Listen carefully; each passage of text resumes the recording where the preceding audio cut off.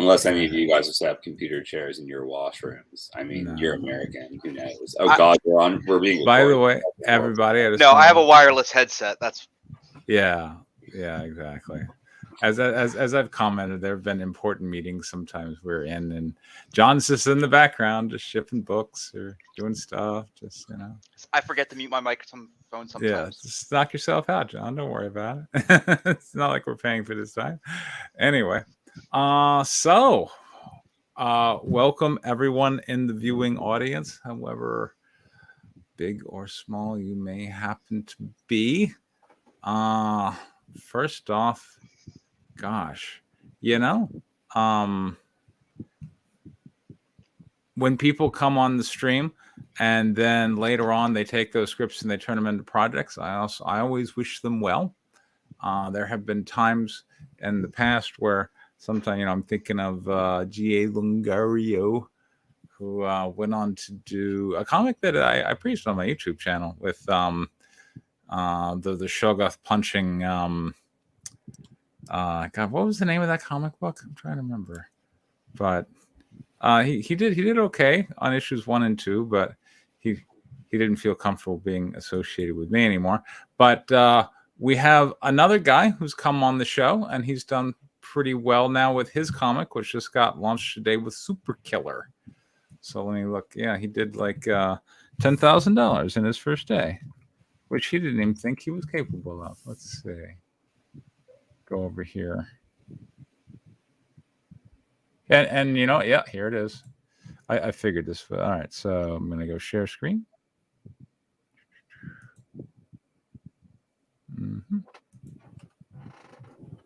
Window. No, here we go. Chrome. So here it is, right? Front page of Indiegogo. There we go. There's Super Killer right there on the front page, right next to reverse hair loss. And what, 15, not even 24 hours. Look at it. Look at him fly. Look at that. So by Vito Gisaldi. And yeah, that was the script he presented here. So always happy to see people go on and do well. 60 days. Yeah. So there you go. One can go check that out. And I know he all right, let's see how we did this. Okay, so we got Super Killer #1, cover A. There's cover A, $25. Cover B, $25. Cover C, $35. There's something about Indiegogo. If you list your project on Indiegogo, like, you can't have a tier below $25. It's like against the rules, I'm gathering. Like, no, you just can't do it. Like, no one, they refuse for whatever reason. So, but there we go. Who needs inexpensive comic books? It's all about the $25 price point. And there we go. So we got cover A, 25, cover B, 25, cover C, 35, triple pack, 75. Does it say how many pages? Because I remember it being more than. He's got nothing at an entry point level. Yeah, a hilarious new 60-page. Well, 60-page. He's delivering a fair amount of value there. 60 pages. Okay. Okay. Yeah, I give that to him. Not bad. Pretty good. What were you saying? Oh, Danny?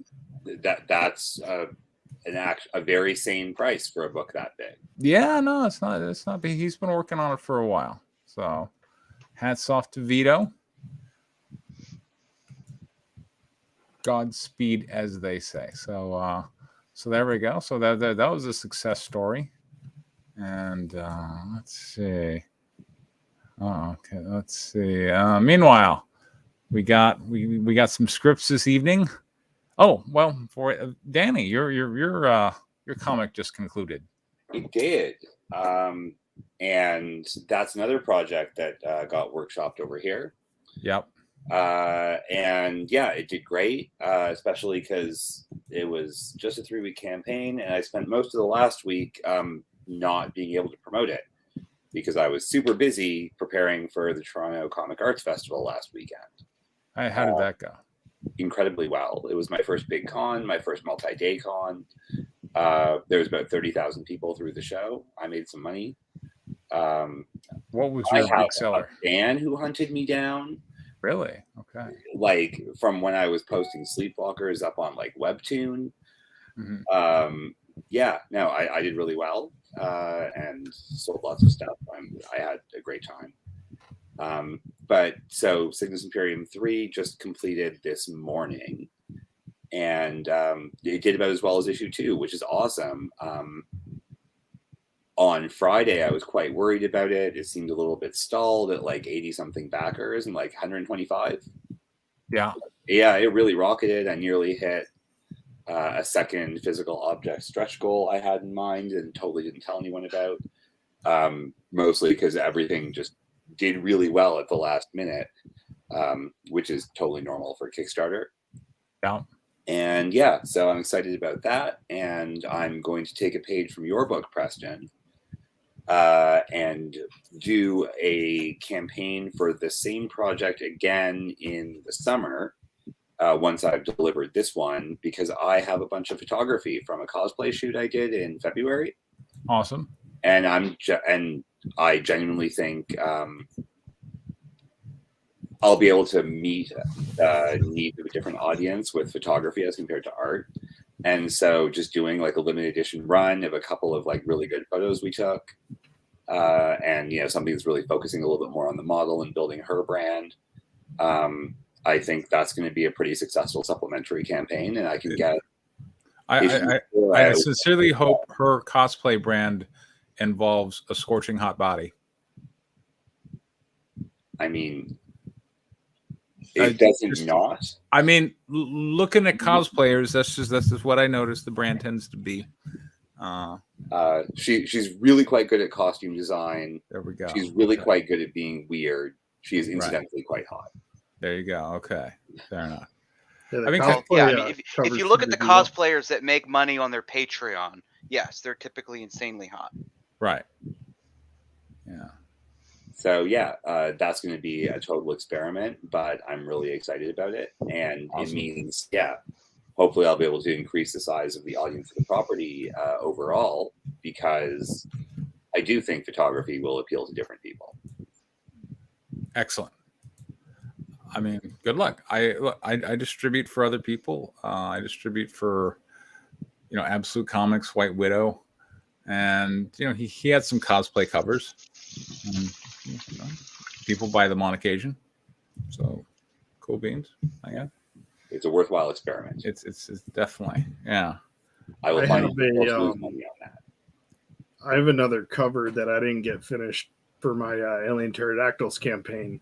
I may do another follow-up, like one-off as well. It's actually by the artist Stan Yak, and it was commissioned partway through. Someone wanted a retail tier, but their price didn't match what I wanted to get for it, so I gave them their price, but I told them I was going to also print a limited number myself, so I'll have those, when we finish up here in another month or so too. I may do a campaign, or I may save them for issue 2 and just run a issue 1 limited. So I'm not sure either. We'll see how it goes, but I have another cover coming too. Fantastic. And based on how your last campaign went, I have no doubt that having more covers is very much going to work to your advantage one way or the other.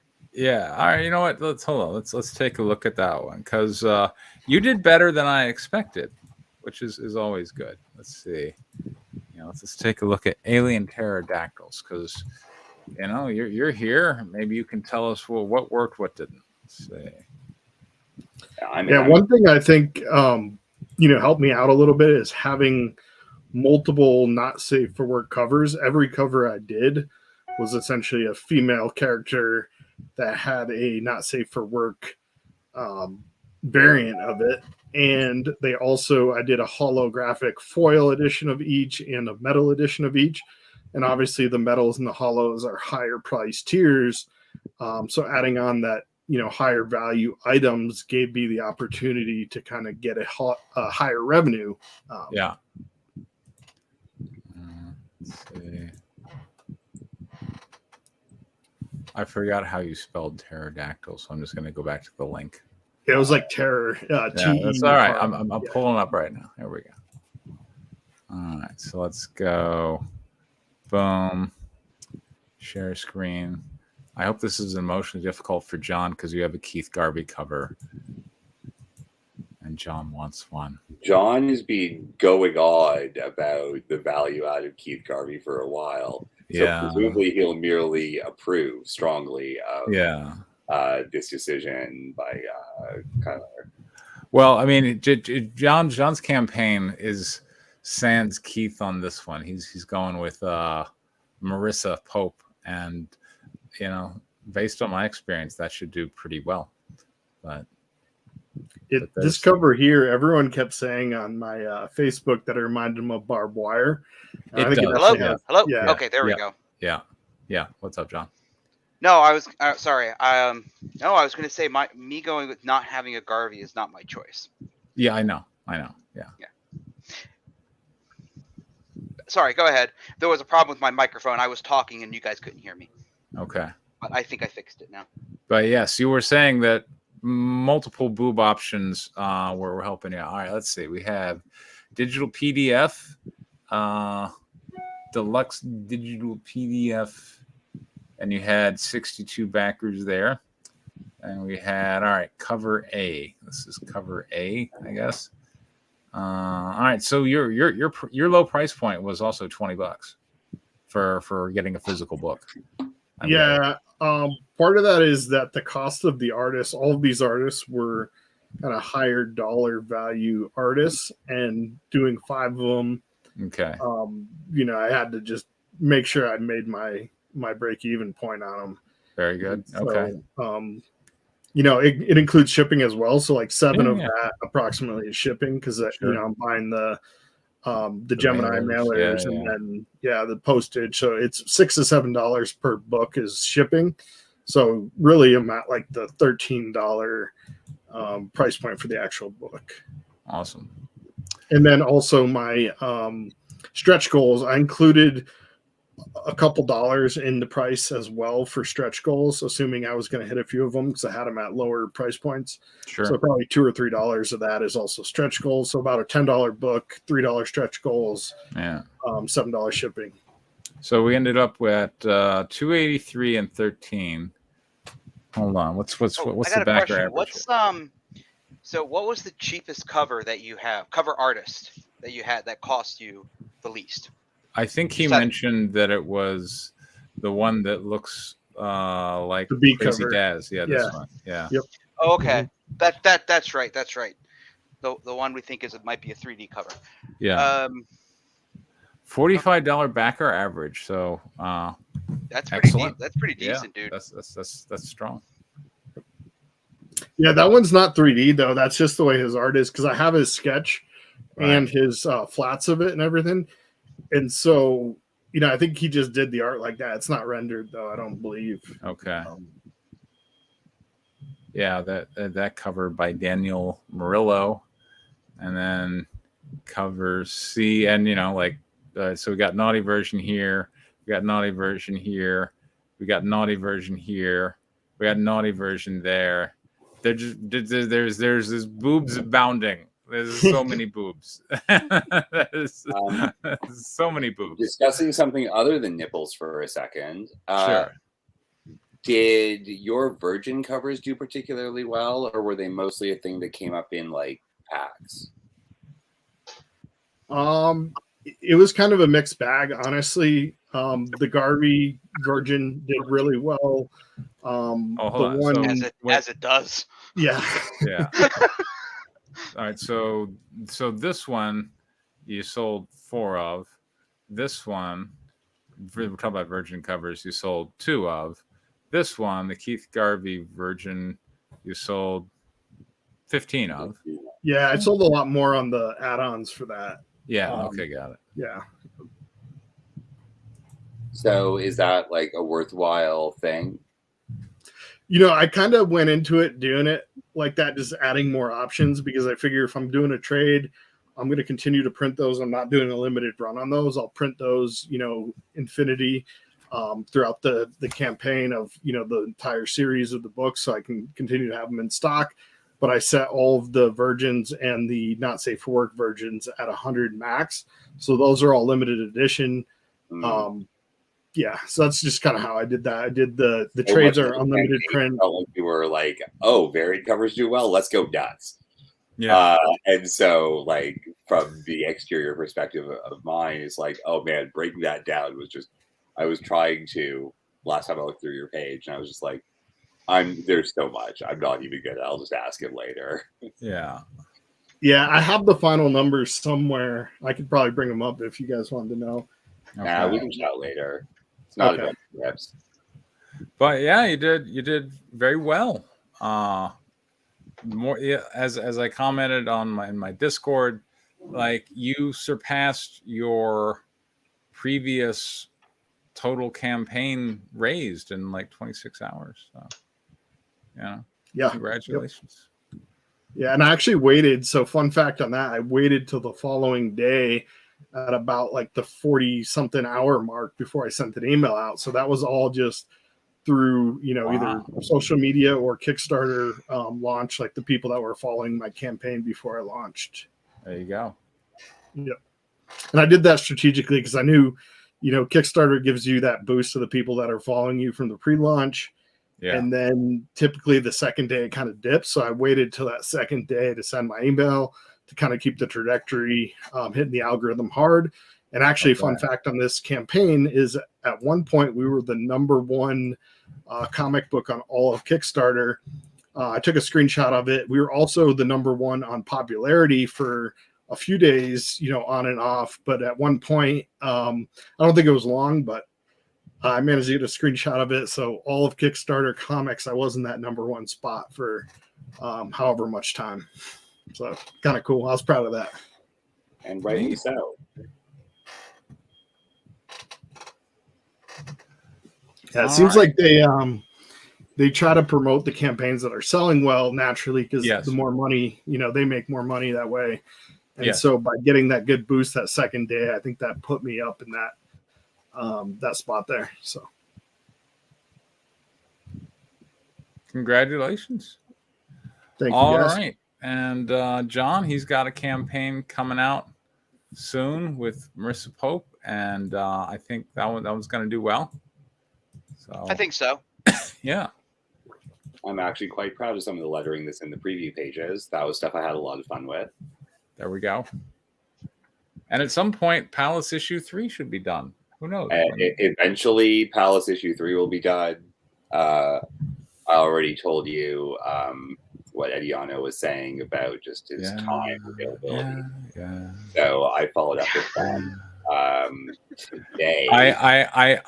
I've put your project on the back burner for more important projects, and I will get back to you eventually. Like, thank you. I appreciate it. Yeah, not super happy about that. I appreciate that. But he is doing work with Dynamite, which means we can promote him as a higher tier artist, which may actually do well for you. Fingers crossed. We got like a couple pages over the last couple of months, and it's only been 2 weeks since last we heard from them. So like they're staying in contact. Like radio silence would be worse. So much. I'm confident it'll eventually come in. It will eventually come in. Unrelated. I met some people at TCAF who do some really cool comics format D&D modules. Huh. Okay, what does that mean? So it's a D&D module as like a saddle stitched book with like art or whatever, or like scene development in like a couple of one-page comics, and then normal D&D stuff. Okay, that's interesting. And lets you do like a comic-y cover as well, and sort of brand it as a series.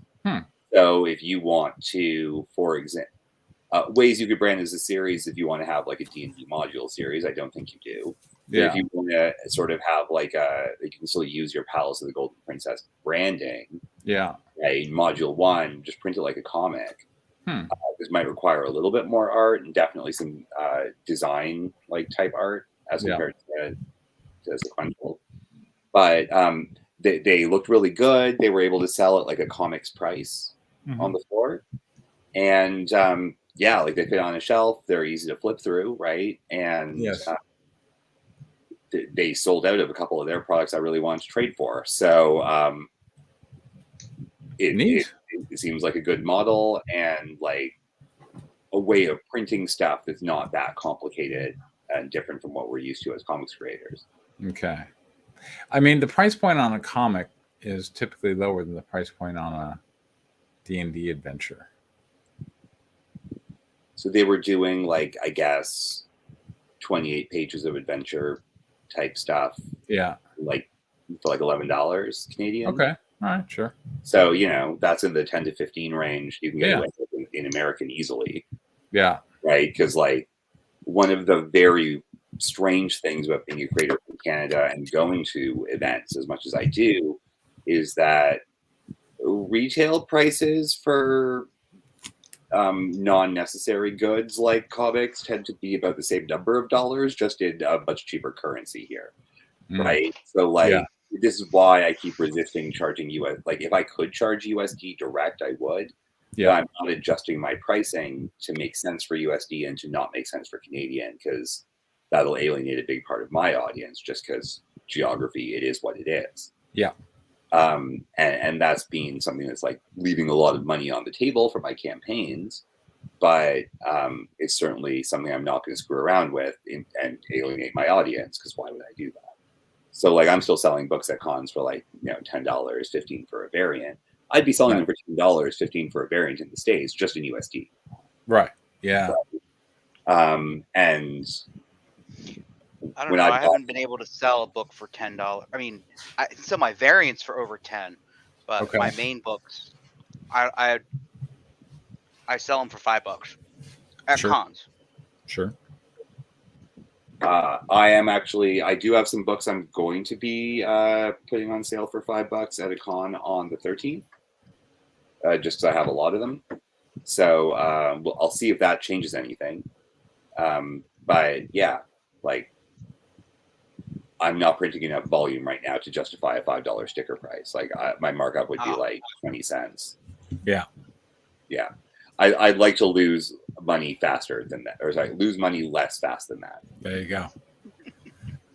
Yeah, I don't think if it doesn't make sense for you not making a little bit and paying for your booth, then you might as well not even be there unless you're just getting emails or whatever, right? Like, I mean, if you're breaking even on the book and then getting an email address to pitch a future Kickstarter, I guess it would make sense. But sure, but isn't it better if you break even on the booth anyways? Yes. Right, well, that's what I'm saying. Like, to sell it for more and make the money on the book, and Yeah, and that's what my math looks like too, especially because I don't own a car, because I live like really in the city. Mm-hmm. Like I'm in Toronto, so like imagine how people don't drive in New York or whatever. So it's like that. So I've got to like rent a car for everything. So all of those travel costs are much more upfront for me, and I have to calculate it into every event I go to, as compared to already having the car as an assumed cost. Like I'm assuming most creators in the States can get away with doing. You've already got the car to get around. You're not considering the wear and tear on the car in your travel for that. Right. Maybe your gas, and that's it. Whereas for me, it's like, yep, got to rent a car and pay for gas and pay for the event. Now, I haven't lost money on an event. It's been over a year now. Awesome. But it's certainly, a thing that's keeping my prices a bit higher. But I have so much more product now, and the Sleepwalkers trade paperbacks are doing really well. Awesome. So that lets me move some older product, or that gets me a bit more comfortable moving older product for a bit cheaper, just to get those email addresses. I'm gonna try it out on the 13th at any rate, see how it goes. And speaking of which, John, if you want those books that are pretty good for kids, we should have a chat about that, because I have a lot of those. I'm going to drop my prices on them on the 13th and see how it goes. Okay. So I could just send you like a package of them in a couple of weeks. So I'm going to be sending out my Kickstarter stuff anyways, and give you something. Yeah, we'll talk. Yeah. All right. Well, before we get to Blood Feud and Luciferian Sex Cult. Wait, is that a John Lamont script? That very much feels like a John Lamont script, but That's it's a Larry actually Holder script, and he's not here. No, it's not. No, it's Larry. It's a Kyler script. Kyler script. Oh, it's yours. Oh, Yeah. I thought it was Larry's. No. So that's my. You're good at starting new properties. Where's issue 2 of Pterodactyls, man? What are you doing? Yeah. No, so it's in the works. Where's any of your issue 2s? No, I'm working on hold issue on. 2 for We're Pumpkin telling Patch. all the viewers how the sausage is made now. I have issue 2 for Pterodactyls. It's just not ready for the stream. It needs to be edited, and I'm still working in some flashback stuff. So I'm still rearranging things, but it is. Were we going to talk about editing at some point? Yeah. So Yeah, you never got back to me on issue 1. So I thought I did. I might have just gotten stupidly busy, and my Discord notifications are lower priority on my phone. That's my bad. I'm still interested if you want to chat. Yeah, possibly for issue 2. It's not quite ready at that point yet, but certainly. All right. I was interrupting you. Tell us about this project. All right. So this project is it's forensic. And it's going to be a limited budget, small number of locations. And at one point, I was in forensics. I used to be a laboratory technician studying to be a criminalist for the Riverside Department of Justice back out in Riverside, California. And I am still in touch with my old boss. And he's retired now.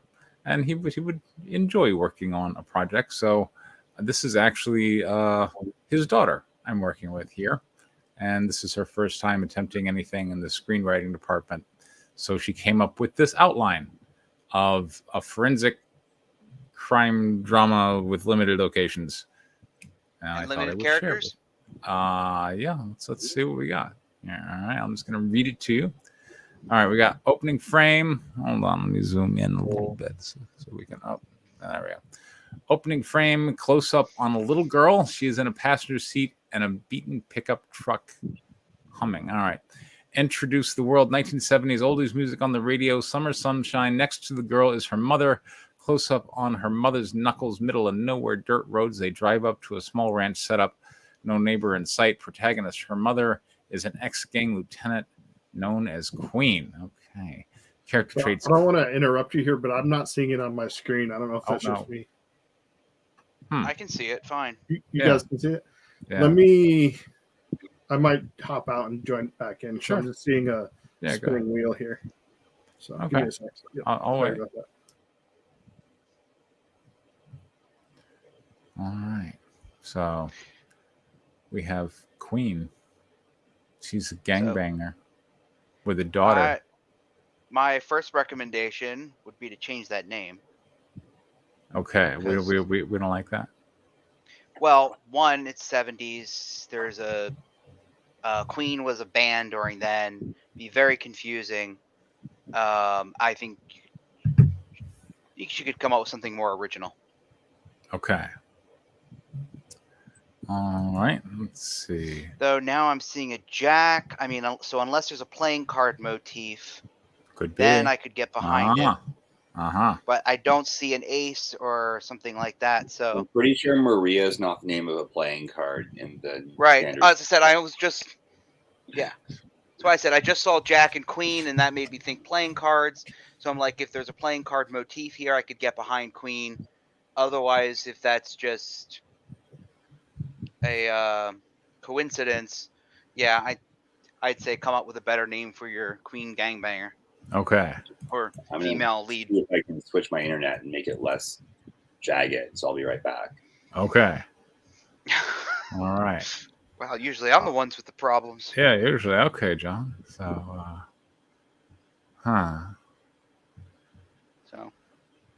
So we were helping a guy try and recover from his prison stint. He was my old former stepbrother, and he'd spent quite a while in prison. We were trying to help him come out and get a life established in the world, but turns out he just ultimately wanted to go back. So that happened. Yeah, that happens. Yeah. Check. Can you guys hear me? Yeah. Yay! All right, that's way better. Okay. All right. Welcome back. When Kyler gets back on, I'm glad we know it's Kyler because I thought it was Kueller. So did I. All right. So, her mother is okay. Character traits: Queen Parks spits and helps her daughter out of a pickup by gently carrying her out. She ruffles her daughter's hair and tells her to go into the house to do housework. She needs to feed the horses. Her daughter complains but obeys. Internal conflict: Queen wants to live a quiet life and keep her daughter Maria innocent of her old life. Makes sense. External conflict: once Maria is out of sight, Queen starts up her pickup again and drives into stable. She removes a gagged and beaten man. Oh, wow. Wow. She had her daughter in on the body transporter. He's hurled like a bag of potatoes. She must be a big woman. The potatoes. Or he's a tiny man. Or is a tiny man. Could be. Or yeah. excellent special effects. Yeah. Well, I mean, unless she's super powered, you kind of lose the realisticness of it. Yeah. Like most women aren't going to be picking up and carting around like 150. Yeah, that's because they're told like it's unladylike, not because they can't. It's difficult. I mean, we don't know anything about Jack's build. That's why I'm saying, unless she's a big woman and he's a tiny man. Yeah. It's. Yeah. Yeah, unless we're dealing with outliers, it's a little. Yeah, that's yeah. The reason. But anyway. Okay. The reason for the man, Jack, is from Queen's old gang. He urges her to do one last job for King. See? Oh, there you go. Okay. There you go. There you go. The decision. Queen declines until Maria calls for her. Queen searches Jack. He's bugged. Anyone on the other line knows about Maria. Though spiteful, Queen accepts. Promise of the premise. Queen's one last job, an elaborate heist for an art piece in a rich person's mansion. There's multiple traps involved to the point where Queen needs a crew to get it out. Events and premise. Each crew member goes into excruciating detail to disarm each trap. This takes weeks of planning. All the while, Queen tries to keep Maria out of the loop. Consequences. Queen and crew succeed. They bring the art piece to King. The lowest point. Maria is captured. Rock bottom. Thrown under the bus by King. Queen is locked up. Her past is exposed. Everything is made public. Bounce back. A member of the crew bails Queen, feeling like there is nothing to lose. Queen goes after Maria. Queen learns Maria. Okay, now we're in a whole different movie. Queen learns Maria was sold into human trafficking. Result: with help from her crew, Queen prevents Maria from being traded. They have to live a life on the run. Final frame: Queen and Maria humming while holding hands. In Queen's other hand is the gun she used to save her daughter. Oh, here we go. Is that wait? We got more of this, or is that a different version? No, there's like 12 pages of this thing. So I think this is scenes. This is just like a bunch of beat sheets for movies, isn't it? Okay, so this is a different beat. Oh, you're right. Movie. Okay, it's a different movie. Okay, I know what's going on here, and I think we're good to discuss the first one at any rate. Okay, yeah, let's go ahead and talk about the first one. So I really like the twist in the opening. Yeah. I think that's really good, and that's a strong way to introduce the character, although I don't see how the internal conflict is going to come out until after the man is removed from the trunk. Yeah. And there needs to be an external conflict that exists before the internal conflict. Yes. Ideally, something between the two characters that have a relationship that you establish early. And that sort of follows through into the rest of it. This is a fine, like, Ocean's 11 with, like, plus Taken Yeah. project if you're going to go there. I feel like that's a bit complicated because both of those are a whole movie into themselves. Usually, that's usually for a good reason. Yeah. It's simpler to just have Maria be under threat the whole time. And I know that sounds really basic, but I mean, if you haven't done a lot of screenwriting, keep it simple. Yep. Because you have a lot of action to go through, and the way it's summarized, that's going to be really complicated action. And although I don't doubt it's doable, it's going to be more producible when it's only the one plot, and you can save the rest of it for a sequel. But yeah, like I really like having the child under threat as a setup to engage in a heist. It's a very different motivation than what you usually see, which is, well, we're broke and we're in the shit and we need money. Yeah. And I think that's really compelling and it's worth leaning into. Okay. One of the things that I've been struggling with my writing recently is character motivation. And that specifically the motivation of the characters before the inciting incident. Because once the inciting incident happens, a lot of times it's just characters reacting to things. But trying to figure out what their motivation is before that either caused it, or now they have their motivation and then they have to deal with the inciting incident of whatever the plot is. Okay. So I would like to know, why are they on this road? Why are they driving down this road? Why is Jack in the back seat? Did Maria help them kidnap Jack? Like what is going on prior to this first scene that we see? Because I think that will set the direction for what, is she on the run? Is she trying to escape from King? Like all those kind of things are important. And I do kind of like the idea that Danny said about, or like the way it's presented where, she's trying to keep her daughter out of it. But maybe, after she's talking to Jack, we find out that, like Danny said, King's already at the house, and now they have the daughter, and, they walk into the barn and they say, you're going to help us with this, or, so I think that would add to some of the tension. It's not, it's a perfectly fine setup for a heist movie. Not entirely original, but that's not necessarily a problem. It's how if the internal conflicts are good, if the acting is good and the directing is good, I think the audience, especially for a low budget film, the audience will be forgiving of a by the numbers plot. So I wouldn't be too worried about that. I agree. Execution is going to matter a lot more. Yeah, for something like this, because if they look it up, and I'm the same way when I watch like low budget indie action movies. Like I don't expect them to be blowing things up.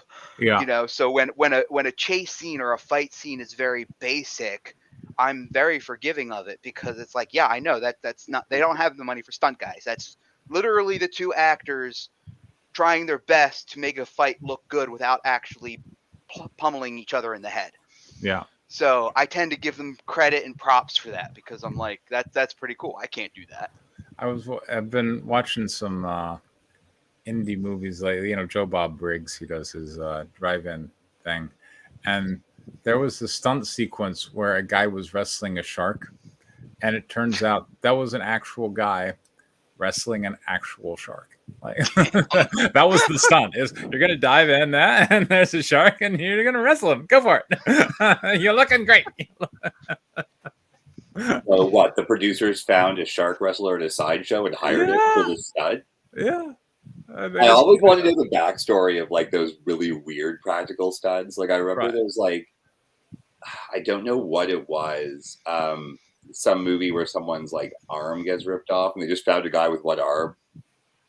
Well, I mean, shooting, right? in the thing, you know, Yeah, that's it. yeah, the sequence where, you know, the doc is going in with the defibrillator paddles and the chest opens up. They found a guy whose arms had been sheared off in an industrial accident for that Yeah, shot. so the trick wasn't ripping off the arm; it was hiding the fact there were never any arms in the first place. Exactly. That's filmmaking. That's the magic of cinema. Yeah. So I think that you'll be fine with. But yeah, I think, you know, tighten up the drama and make sure that you have solid character motivation, and I think the rest of it will pretty much take care of itself.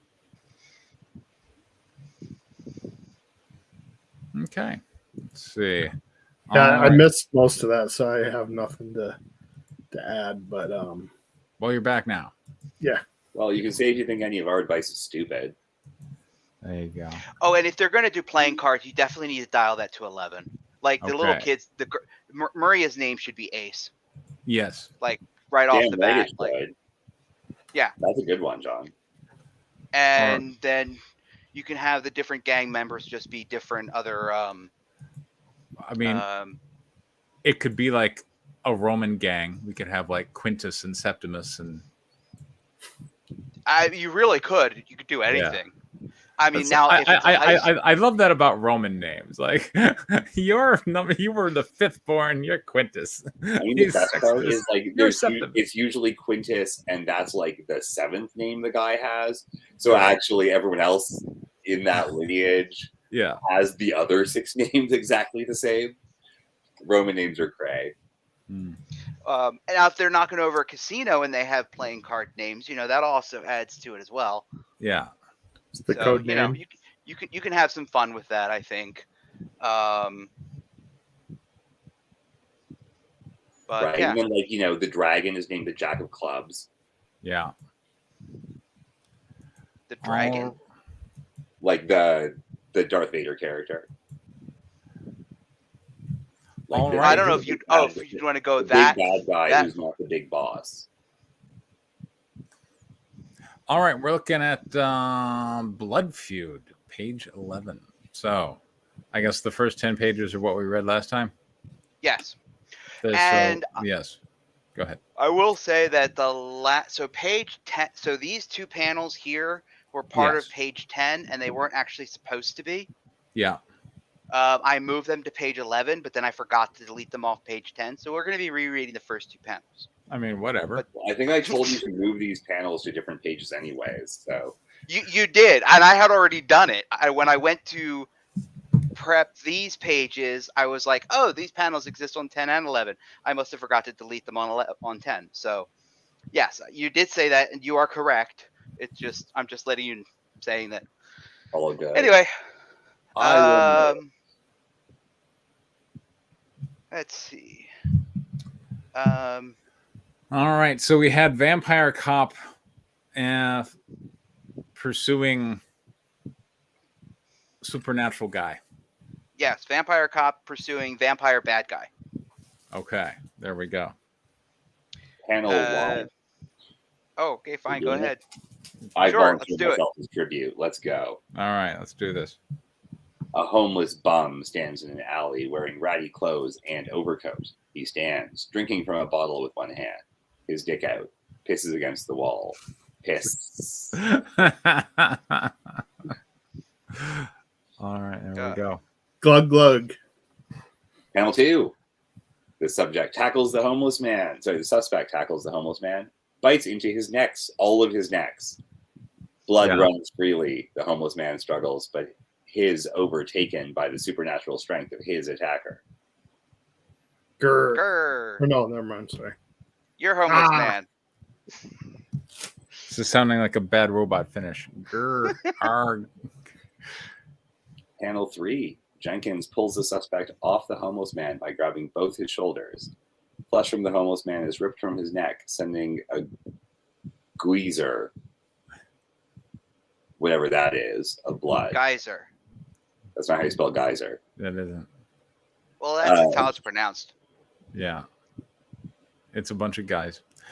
Sure. The suspect's mouth, chin, and shirt are stained with blood. His eyes still pitch black. Face and teeth are demonic. Get off him. Panel 4. The suspect bites into Jenkins' neck. Oh, no. Whoever Jenkins is. That's the guy who just said get off. I thought his name was Jenkins. It is. Oh, you're right. Yeah. Fuck. Panel 5. Larger panel. The suspect attempts to flee the bar alley when Decker, who, if I recall correctly, was Jenkins's cop buddy. Yes. Kicks him in the side, sending him falling towards the ground. Thump. In the background, Jenkins stumbles backwards, having been shoved by the fleeing suspect. The homeless man lays still, bleeding out on the ground. The non-broken portions of the neon lights over a bar door with heavy metal grate bolted to it flicker. Kyler, you can read for Decker. Okay. He's Page got 12. most of the lines. Interior bar alley. John. Interior. Anyways. Yes, they're inside the alley. But they're not. Okay. Yes. That's why I drew attention to it. The suspect lays on his back as Jenkins stomps him on balls and Decker kicks him in the head. Crack. Stomp. And stay down. Panel 2. Decker stares. Come on. Oh, God. It's okay if you're doing this for fun, but it reads too much like Molby. I have it is starting to get a bit. It's spelled correctly. the word. No, yeah, that's a what you homonym. spelled was a word that is Yeah. pronounced stairs. However, the word you intended is a homophone. Yeah, homophone. Yeah. Decker stares down the alley at the homeless man bleeding out. Beside him, Jenkins continues to stomp on the suspect, his broken bones protruding, skull cracked and bleeding. Stomp, stomp. Oh, shit. Panel 3. Decker Some grabs dialogue. Jenkins without Nass arm, pulling him off the suspect, who is clearly unconscious. Jenkins, that's enough. McBride better let me stab this fool. Check on him. I'll load this asshole in the car. Panel 4. Jenkins kneels over the drunk man's corpse as he lays in his own piss and blood. Classy. Behind him, Decker has rolled the unconscious suspect on his stomach and handcuffed him. He's fucked. Shit.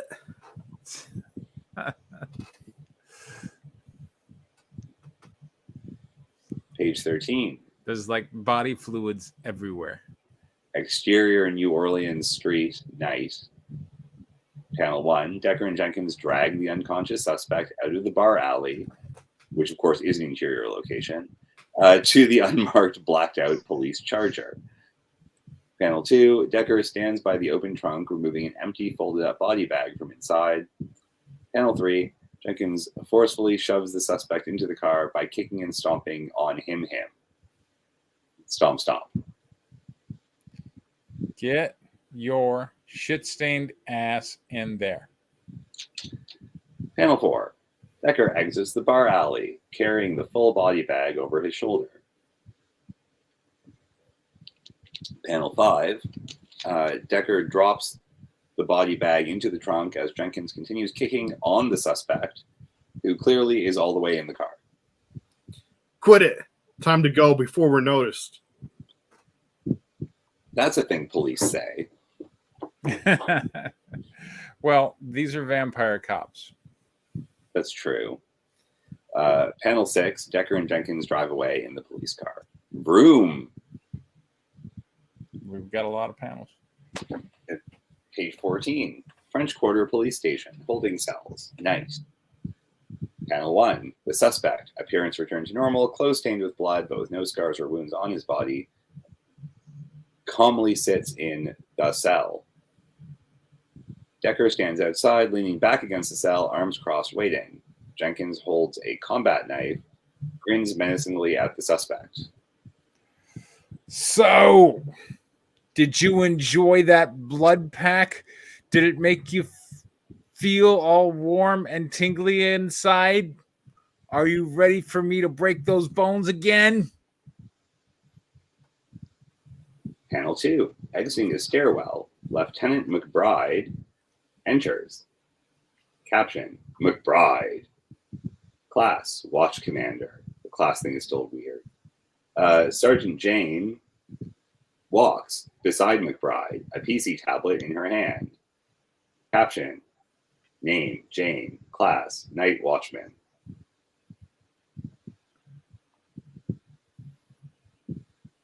Panel 3. McBride and Jane stand between Decker and Jenkins, staring into the cell where the suspect sits. Jane holds up the tablet to McBride, showing the booking sheet. What do they call you? Who's suspect? That could be anybody. What does it matter? You are being charged with sedition, showing your true form in public, attacking a human, and attempted siring of a vampire. How do you plead? Hardcore. Panel 4. The suspect stands up, raising his fist in anger. I don't answer to you or your king. I'm a free vampire, and you can go fuck yourself. Yeah, fight the power, man. That's right. Panel 5. McBride stares him down, unafraid. The sentence for violating the rules set in place by Imperial order is death, unless you care to provide information my detectives require. Uh-oh. Page 15. Same location. Panel 1. The suspect lunges at McBride, reaching his arm through the cell bars. Jane pulls McBride back. Fuck! Panel 2. Gleefully, Jenkins swings the combat knife, slicing the suspect's arm Clean off. just past the elbow. Sorry, I was confused. I thought there was only the one suspect. There is. Well, yes, but you Well, you're wrote right in the plural. suspects, plural, as Oh. opposed to possessive. The severed limb dances in the air, blood strings between the arm and the limb, its fingers crumbling to ash. That was excellent use of semicolons. Ha! Ah! Panel 3. McBride stands between Jenkins, holding the bloody knife with a crazed look in his face, while Decker remains poised. Jane stands beside McBride. Glean whatever you can, then dispose of it. Yes, sir. Panel 4. As McBride walks past Decker, Decker, I need to see you in my office when you're done. Panel 5. Inside the cell, Jenkins stands over the suspect as he nurses his bleeding stump of an arm. I'm going to enjoy this.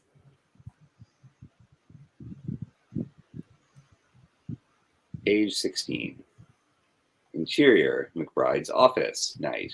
The office is small, cramped. Filing cabinets along one wall, with papers stacked up on top. A fake ficus sits beside the door. McBride sits behind the desk, looking up at Officer Miles Jackson, wearing his dress blues, and stands at ease. Decker stands by the doorway. Decker, this is Officer Miles Jackson, recently transferred from Gulfport PD. Panel 2. Decker and Jackson shake hands. Decker eyes the man up and down. Jackson smiles sheepishly, trying to be cordial. What brings you to the watch? Preston, you can take over for Jackson. The watch. Budget cuts, downsizing. You know how it is. My only real offers was here or Miami, and I like Cajun. Officer Jackson, would you give me a minute with the detective? Yes, sir. Panel 3. Interior reception night. Jackson stands outside McBride's office, smiles sheepishly at Jane. Jane stands by the reception desk, hisses and glares at him, baring her fangs.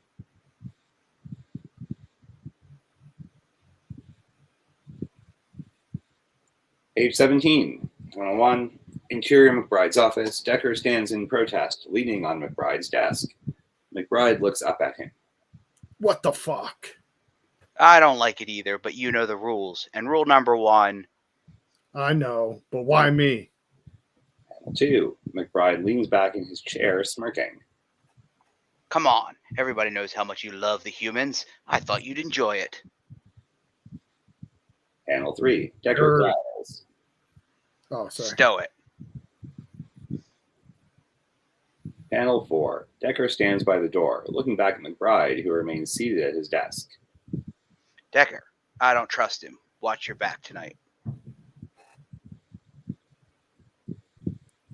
Page 18. Interior St. Charles's Clinic, lobby, night. Panel 1. A 24-hour medical clinic that's seen too many winos and drug addicts.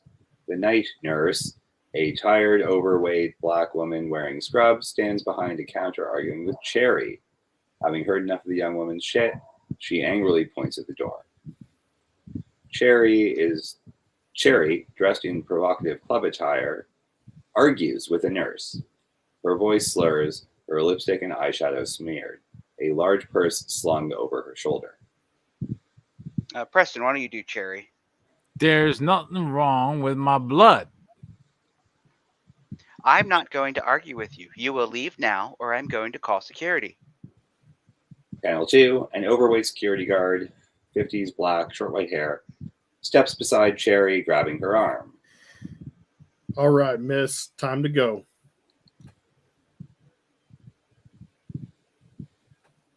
Get your fucking hands off me, pig. Panel 3. Cherry drops to the ground like a dead weight. The security guard attempts to grab her, but instead tears at her mesh tank top. Quit molesting me. Oh, John Lamont wrote this, didn't he? He totally.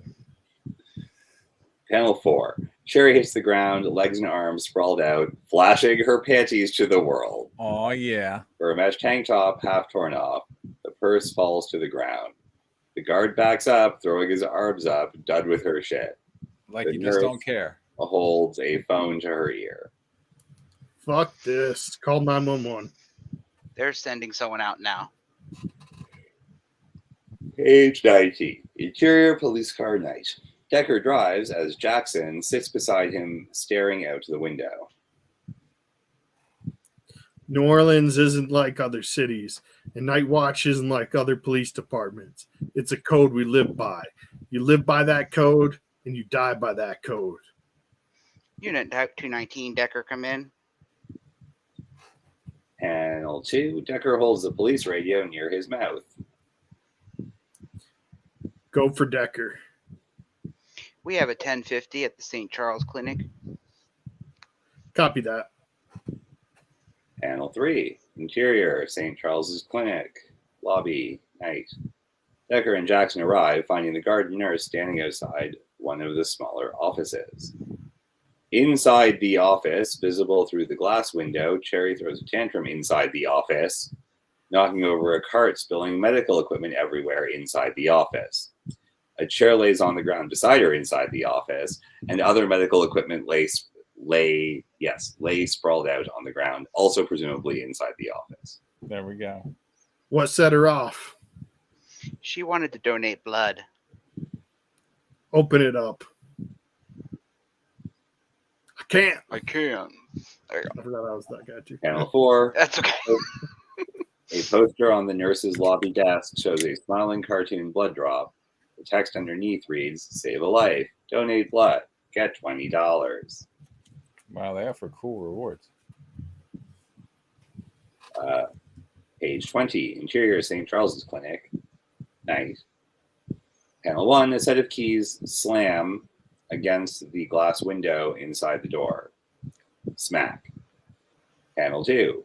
Cherry belly laughs, pointing at Decker and the guard standing outside the office. Decker is annoyed. The guard shrugs. Let me guess. You don't have any spare keys. No, sir. Panel 3. Decker, his eyes black, fangs protrude like the frenzied suspect from page 10, kicks the plate glass, sending it shattering. Glass shatters across and outside the panel as the force of his impact. sentence fragment. Panel 4. Decker, his appearance back to normal, grips Cherry's arm very tightly. He stares at her, stern and serious. Cherry smiles sheepishly. She knows she's in trouble. Not so funny now, huh? All right. So 20 pages into Blood Feud, we have vampires everywhere. They have a sophisticated, elaborate organization which includes laws and lawbringers, and as well as some type of justice system. We have an integrated police force involving humans and vampires, whom Decker resents having to work with. We have Cherry. I'm not sure what Cherry's doing, but she's screwing up, and Decker's pissed. And we get a fair amount of New Orleans. That's what I got. Yeah, I like that the story didn't stop moving. Nope. And everyone is a violent asshole. So if that's what you're going for, you're incredibly successful.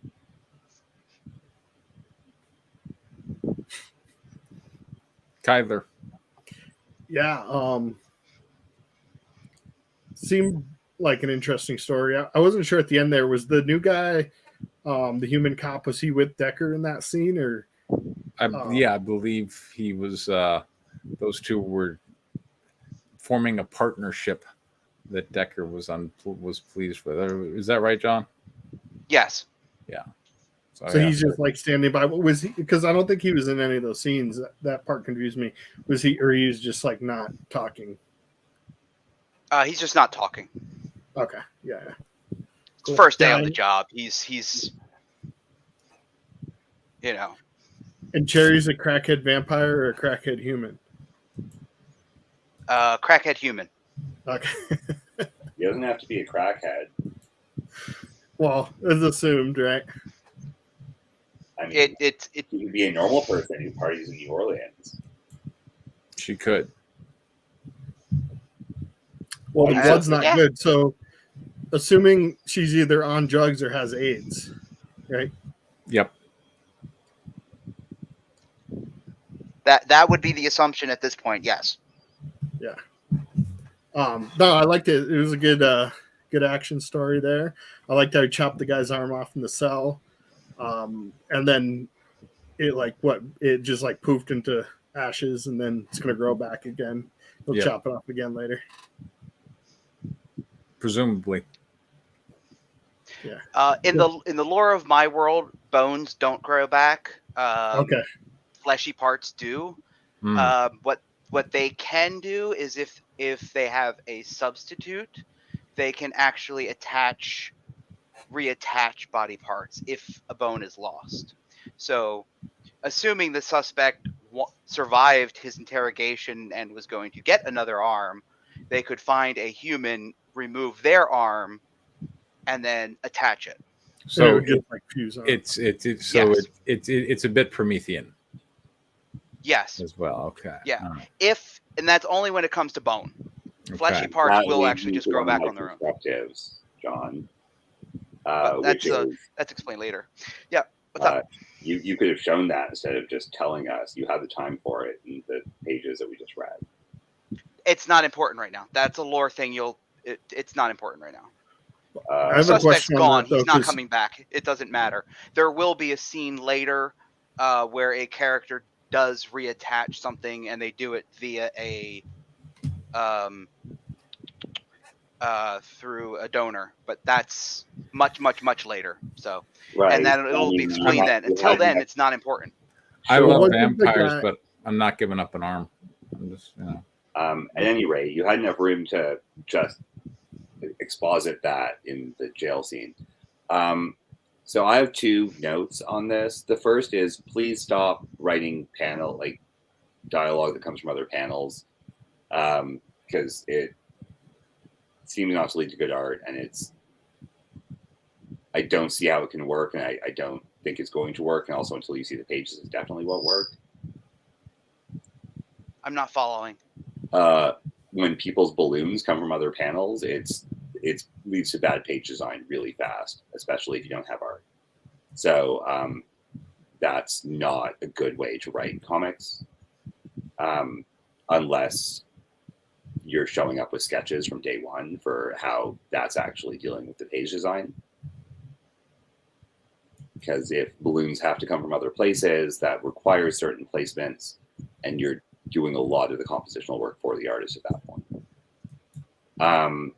My other note is a lot of stuff happened, and there's no plot yet. Now, I'm assuming it has something to do with Cherry, because that's how I would write it, is you have an establishing incident, then you lead to something else, and that something else leads to the actual story. But we have no idea what the story could possibly even be 20 pages in. I think the subplot is that he's got a new partner. Yes. And he's not happy about that. Yes. Sure. So is this going to be like they drive around doing episodic missions? Or is it is like a cop show, right? Like most cop things are like whatever the case is they're working on is the plot of the show. You know, assuming yes, they're not working on the case yet. They're coming to an altercation, and so the first altercation successfully sets up that they're cops. Cops are integrated into the vampire, like vampire cops are integrated with normal cops. Cool, whatever. Awesome. And then the person who we thought was one of our protagonists just leaves, and now his partner is partnering with some other guy who's not being the audience stand-in, and then they're meeting up with someone in another vampire-y situation with still no hint of what the story is. So if there isn't a hint of what the actual story is by the end of page 22 to 24, depending on how long this is going to be.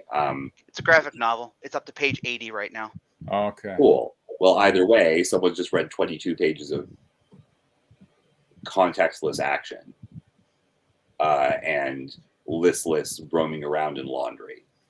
Yeah, I mean, I that was going to be my note. Was I don't know what the conflict is.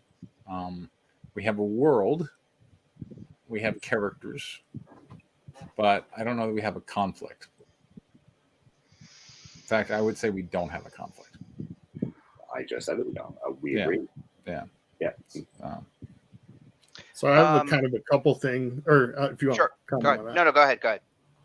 So back to the original thing you said with the arms and things like that, he cracks his skull in the very opening panel there, right? Like he has like a cracked skull, I think. Mm-hmm. So if he does, the bone on his skull grows back, but not his arm later. That's just one thing. Bones heal. It's just you can't reattach. Well, you can reattach them, but if you sever pieces of a vampire, the part that's not attached to the head falls to ash. Okay, I guess that makes sense. Yeah, basically. I think the other guy, the human guy, should say something, just so he's not like a back piece. You know, if he has any sort of like character in it, I think he's, even if it's like a one-liner, like "Wait, what are you doing?" You know, something like that. I think he should have some sort of action in the story. And then being set in New Orleans, I think it should have some sort of southern New Orleans flair to it. Maybe somebody's eating crawfish or something to kind of tie into that location. So I know you have like the French Quarters there, but like, maybe a little bit of something in the background or whatever, something to really make you feel that you're there. Okay. Yeah, I've been thinking about that. I was going to work with my artist on that. That was something I was hoping to do with the art. Was there anything else before I asked Danny a question? No, that's my couple comments. Okay. So Jackson is supposed to be the audience insert. So what do I need him to do? You mentioned something. Jackson is the human, right? Yes. Yes. Not Jenkins. Yes. Jenkins is. By the way, two names that start with the same letter, the same number of letters, not ideal. If Jackson's the audience insert, you don't. I mean, the thing that clued me into the fact that it wasn't Jenkins in the car, and I know there's no art, but still, was the fact that Decker was establishing like basic bitch world building stuff. So I was like, oh, it's the new guy.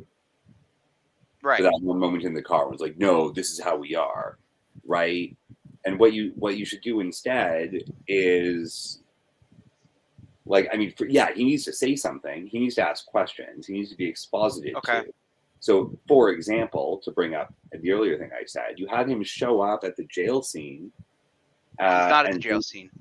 Yeah, but if you have him He's in show the up at office. the jail scene for some reason in the holding cell, right? And he's like, oh, right, vampires, they can't regenerate, whatever. This is actually a thing. Okay, cool. Or like, won't you hurt the guy? No, that's all right. It'll grow back. Well, maybe not the bone. You need to use him as the person that people answer these questions to when your technical supernatural world building bullshit comes out. Bullshit is not suggesting that the work you do is bullshit, of course. No. I'm following you. So, like, you need that, or like he's the one who's like, no, Decker, we have to make sure that, like, we get this guy all together before he ashes, and like, you've got to create some slang for this vampire shit that cops are going to use. Yeah. Right? Like, we want Decker being like trying to be by the book, or like, fresh out of school, whatever. Having him obviously have like some terrible secrets that he's embarrassed about to make us care about him. But we've just spent a lot of time introducing again the laundry for the he doesn't show up for the big story. And we like that character. She cubes the porch and possibly the front lawn. Well, I mean, that's a certain kind of world building that you didn't into. I mean, pick one, right? Either you've got the audience surrogate, or like, for some, like, maybe his Decker gets knocked out and just needs to be like treated more carefully, like, because brain damage or whatever, or like, I don't know, but like, we need something, and presumably the actual mystery / intrigue / case is going to be peculiar, and it's going to be really vampire focused, because they're the vampire cops and they do vampire shit, right? Because they're already at the blood bank dealing with like tainted blood and some crazy person who's trying to fuck with the blood bank and is probably being paid to do it, which means explaining exactly what's going on and why it's dangerous to these supernatural creatures. That's the job of whoever is talking to Jackson or Jenkins, whichever one it is, the human, right? So again, you need that character to be present in order to ask those questions. Even if he's not asking those questions on the spot, like, we need to establish his presence. Like, that guy can probably hold down a crackhead. Like, restraining a human being is like basic policing, right? Yes. So, having the security guard be on the crackhead and then having the new guy take over solves that problem. It doesn't really matter about the keys. We already know that Decker is a vampire, or we already assume that Decker is a vampire. We don't need him like kicking through a plate glass window and possibly murdering a bitch, because shards of glass are quite dangerous, and she's not wearing a lot of clothes. So like,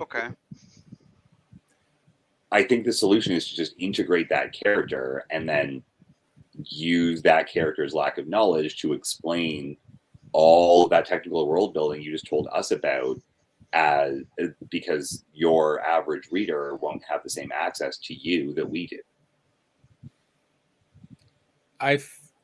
My note, having read an earlier version of the script many years ago, I don't know how much of it you changed, but that story, the conflict involved a centuries-old vampire queen who reawakened and now there was Yes. a conflict between her and the already established vampire forces, of which Decker is a part. Yes. Right now, I'm establishing the vampire forces. Right. She hasn't been resurrected yet. All right. So we are essentially waiting around for our villain and that entire conflict to arrive. And until we get there, it's not. I need to make No, this the as villain interesting as clearly possible. sent Cherry, right? Yeah, no. Cherry Yeah. is clearly doing something for the villain. Why is Cherry not doing something on the villain's behalf? Cherry is there to fuck with the blood bank for the villain who wants the establishment gone. That's Right. clearly the story. That's the story I thought I was reading just now, which is not the story that we read 2 weeks ago, but I'm fine with that. But like that Cherry scene is the inciting incident, isn't it? It is one of them. I mean, it needs to clearly be. It reads like it is. So No, it absolutely is. This is the chair. Okay, so put it this way: the big bad doesn't show up until about halfway through the book. Wow. Cherry is the inciting incident for the conflict that's going to get us there. Okay.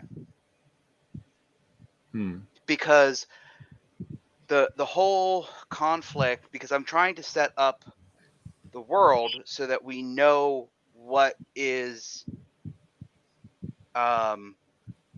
what our characters are fighting for to preserve, because basically when she shows up, she's going to start wrecking shit and destroying the status quo, and Decker's primary objective is going to be maintain the status quo.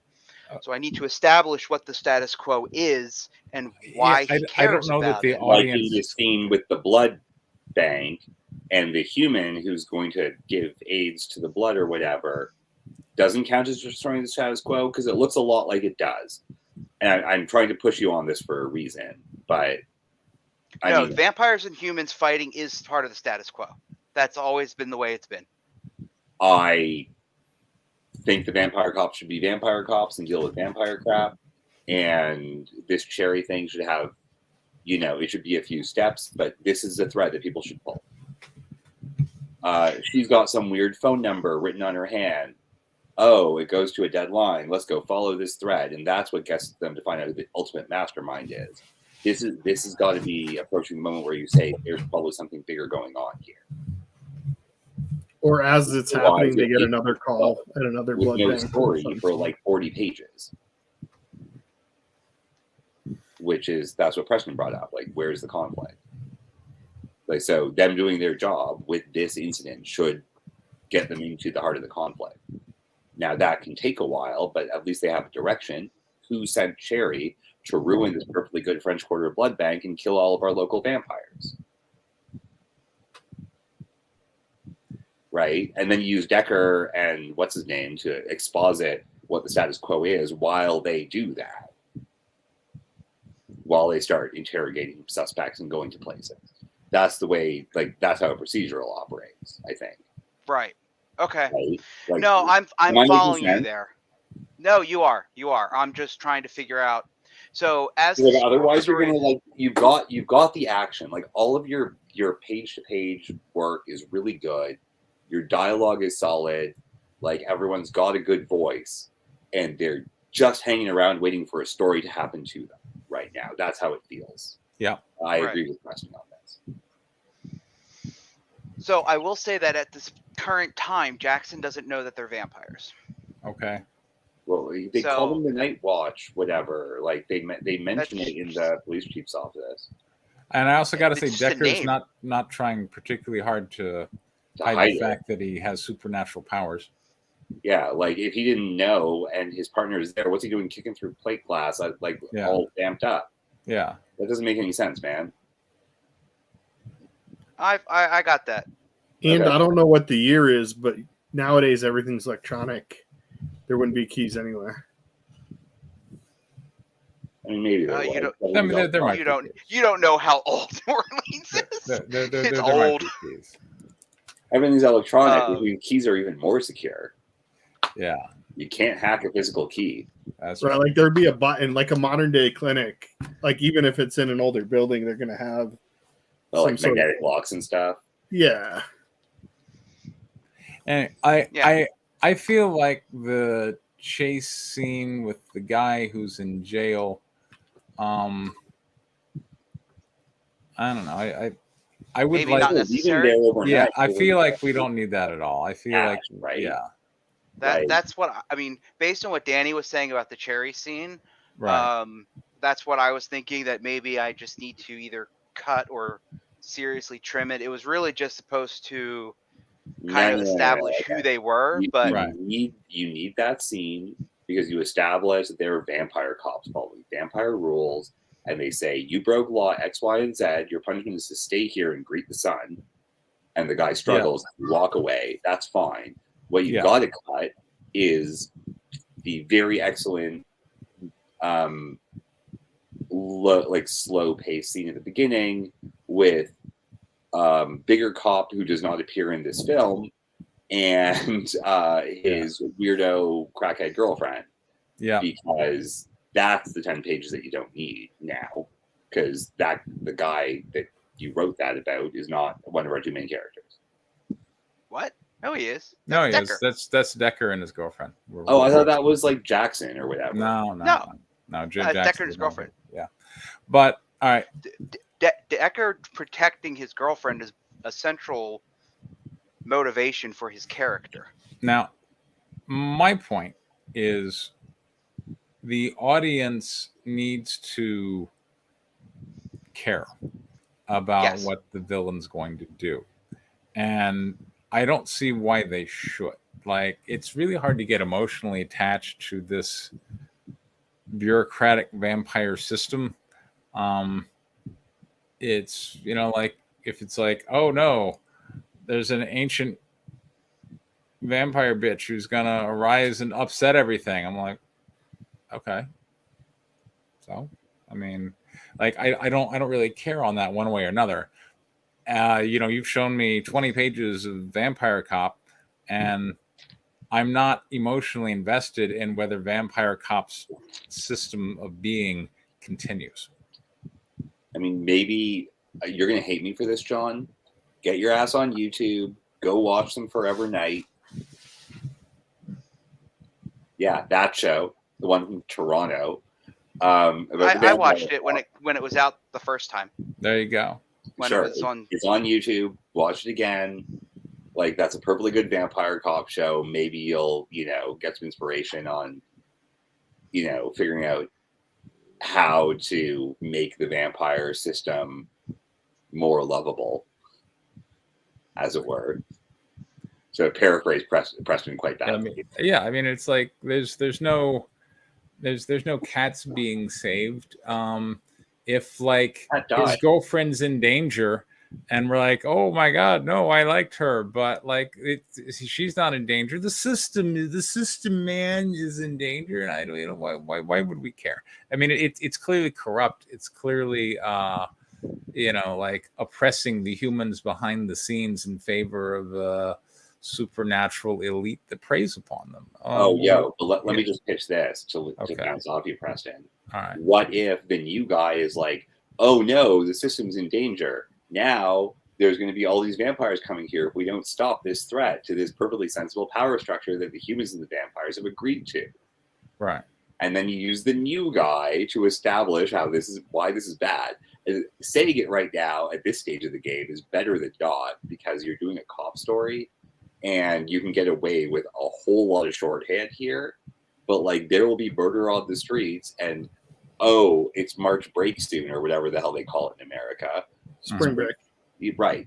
Mardi Gras would be that bullshit, because people are going to come and party and everyone will die. That we're going to lose our entire Mardi Gras. Yeah. Damn, you suddenly threatened naked titty spring breakers. There you go. Everybody loves. Yeah. And you used a human and the human's needs to clarify this for the audience.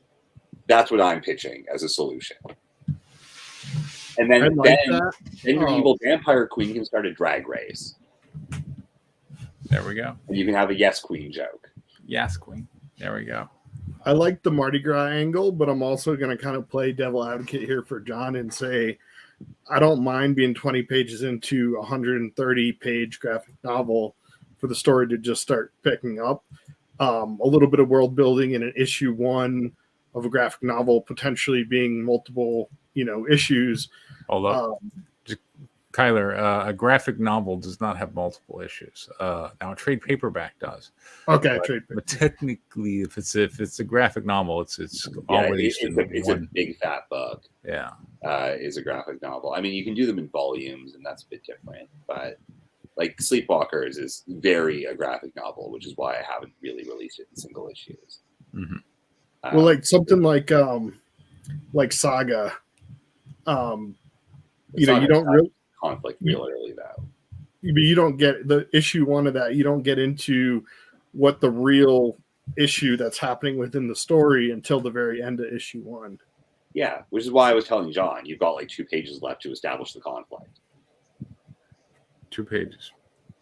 Well, if he's on page 20, he would still have 100 pages to establish the conflict, because that's issue 1.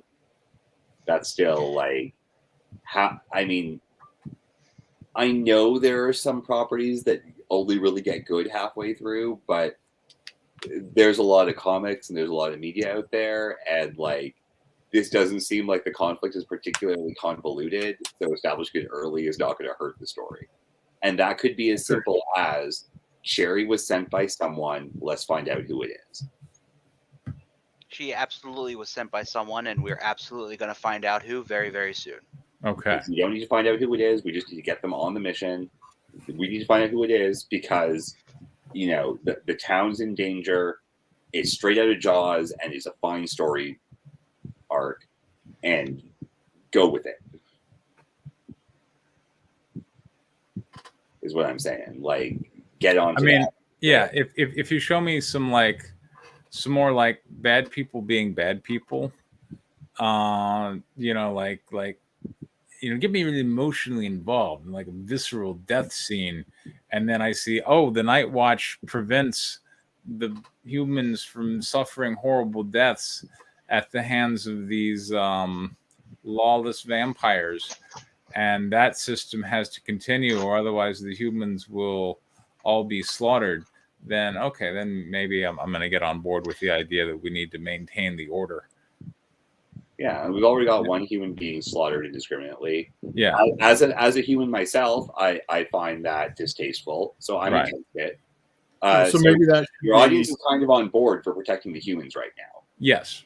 I would say no, because it's a bomb, right? Like, not saying that they're not equal value, but it's someone of lesser significance if it was someone who's like a bar goer, like, the college girl that's and the violence seemed like incidental to the chase. Like the person seemed to die like as part of like the larger chase scene.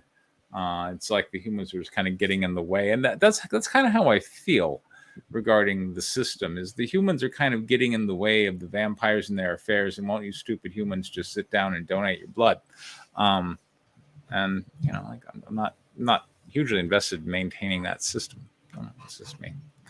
All right. So the primary conflict starts on page 60. Wow. Yeah. 6-0. That's pretty deep. That's like 50% into the book. It's about that. Book? Is it just a one, like 130 pager? Is there multiple? I haven't entirely finished converting it from screenplay to comic. I got up to page 80. And decided that I wanted to bring the first couple sets of pages to see if I'm starting out in the right direction. And it sounds like I might be, I need to redo, because which is fine. Like, I'm okay with the main character, the main conflict starting halfway through the book. I just need to make sure that I don't lose my audience until I get there. Yeah. I need them invested. If your main conflict is the Vampire Queen wakes up, then that's not the main conflict. The Vampire Queen wakes up is, the end of a trail of dominoes. That's the bigger conflict. The main conflict is someone is trying to disrupt order, and you have meaningful. No, she is the one that's trying to disrupt order. Okay, so let's put it this. Okay.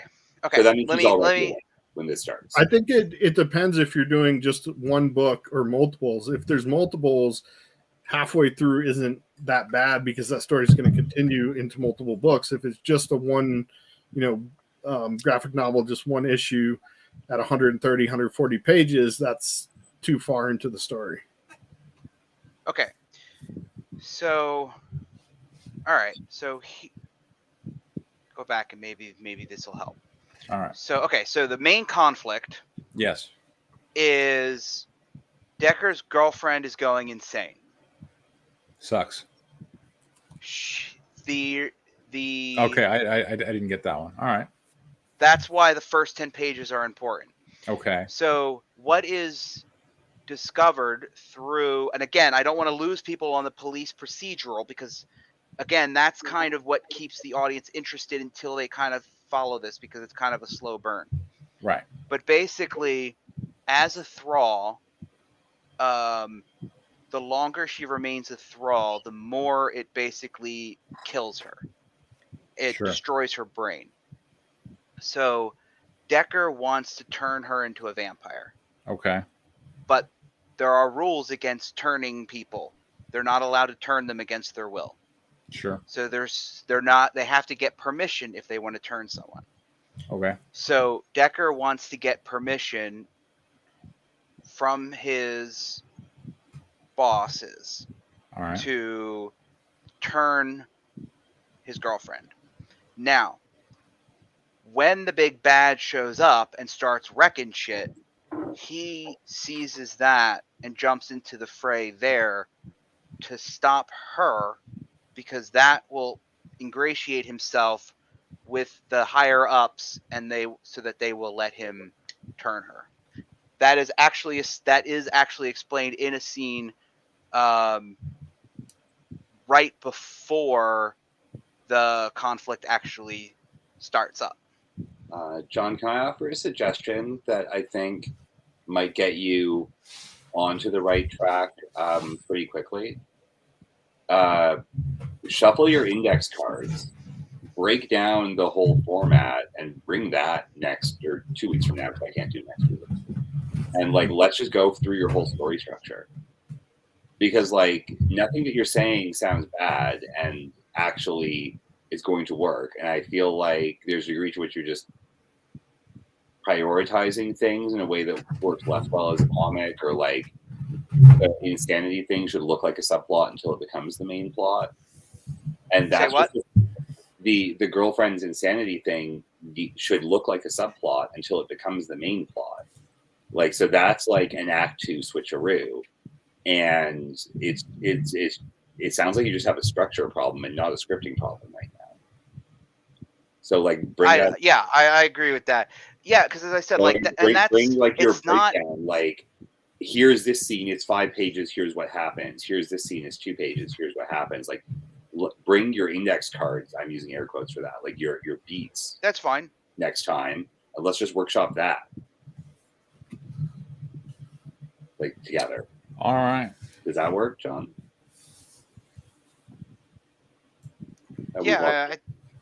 I think I follow you. Let's talk about a Luciferian sex cult. All right, let's do this. This is going to be one of my shorts that goes into the anthology about witchcraft or witches and magic. I will say I spent some time going through this because it wasn't originally written. If there's no boobs, I'm going to be disappointed. No, there is. With a title like that, there better be title boobs. like that, there better be. I spent some time. I'm hoping for a little bit more than boobs too. Okay. I spent some time trying to remove all the passiveness because I know you guys hate that. I hate that. And I tried to format it more like a script following John's format here. So hopefully you guys like that. Okay. But yeah, this is originally it wasn't written this way, and I kind of had to redo a lot of it to make it active versus passive. So hopefully that's good. That's all I'll say. All right, we're starting with a hot goth chick. I hope we get her naked soon. Here we go. We got a Blair, a college-age female witch. I feel like all right.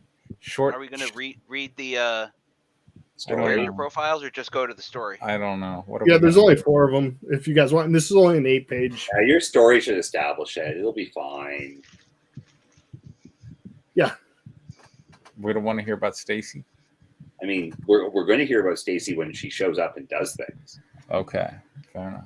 We won't know she has a perfect ass. Whoa, that's If no one says it, then we won't know if that's what you consider perfect. There we go. All right. I don't know. Your definition of perfect might be different from mine. All I gotta say is like, look, in the script for Palace issue 4, like when Thor loses the fight, like the art direction is Thor's perfect ass rests on Sir Edmund's shoulder as he hoists her and takes her. Like, no, it's like, look, I know what I want you to draw. It needs to be bam. No, there's a little bit in that. I probably doubled up a little bit on the character reference. I just figured I'd start with that, so we know who the character. I see it is. Uh-oh. Yeah, I told you I did my best job. No, it's okay. I'm not narrating this, so All right. I'll read it. I'll narrate. It's fine. Panel Okay. 1: a college-aged male wearing jeans and no shirt lays on a bed with a sexy young female straddling him. We're opening up in the action. We are, but I want some Aw. equal opportunity. Let's give me some guy stuff too. Come on, ladies like this stuff.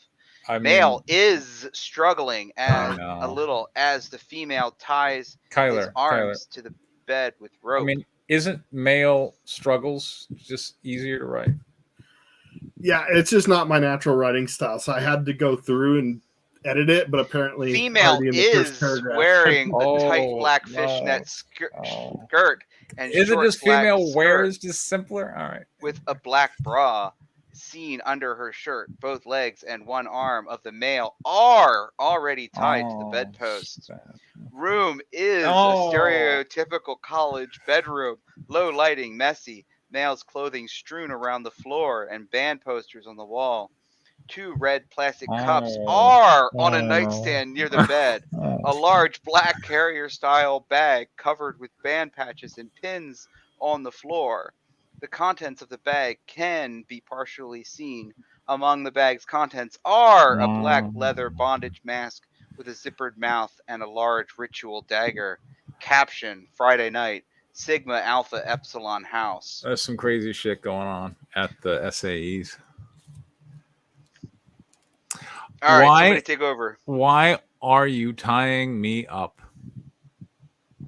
Because that's what you're paying me for, bitch. Exactly. Panel There's 2. another panel after all of that. Close up of the college male from mid torso up, who now has a leather bondage mask on.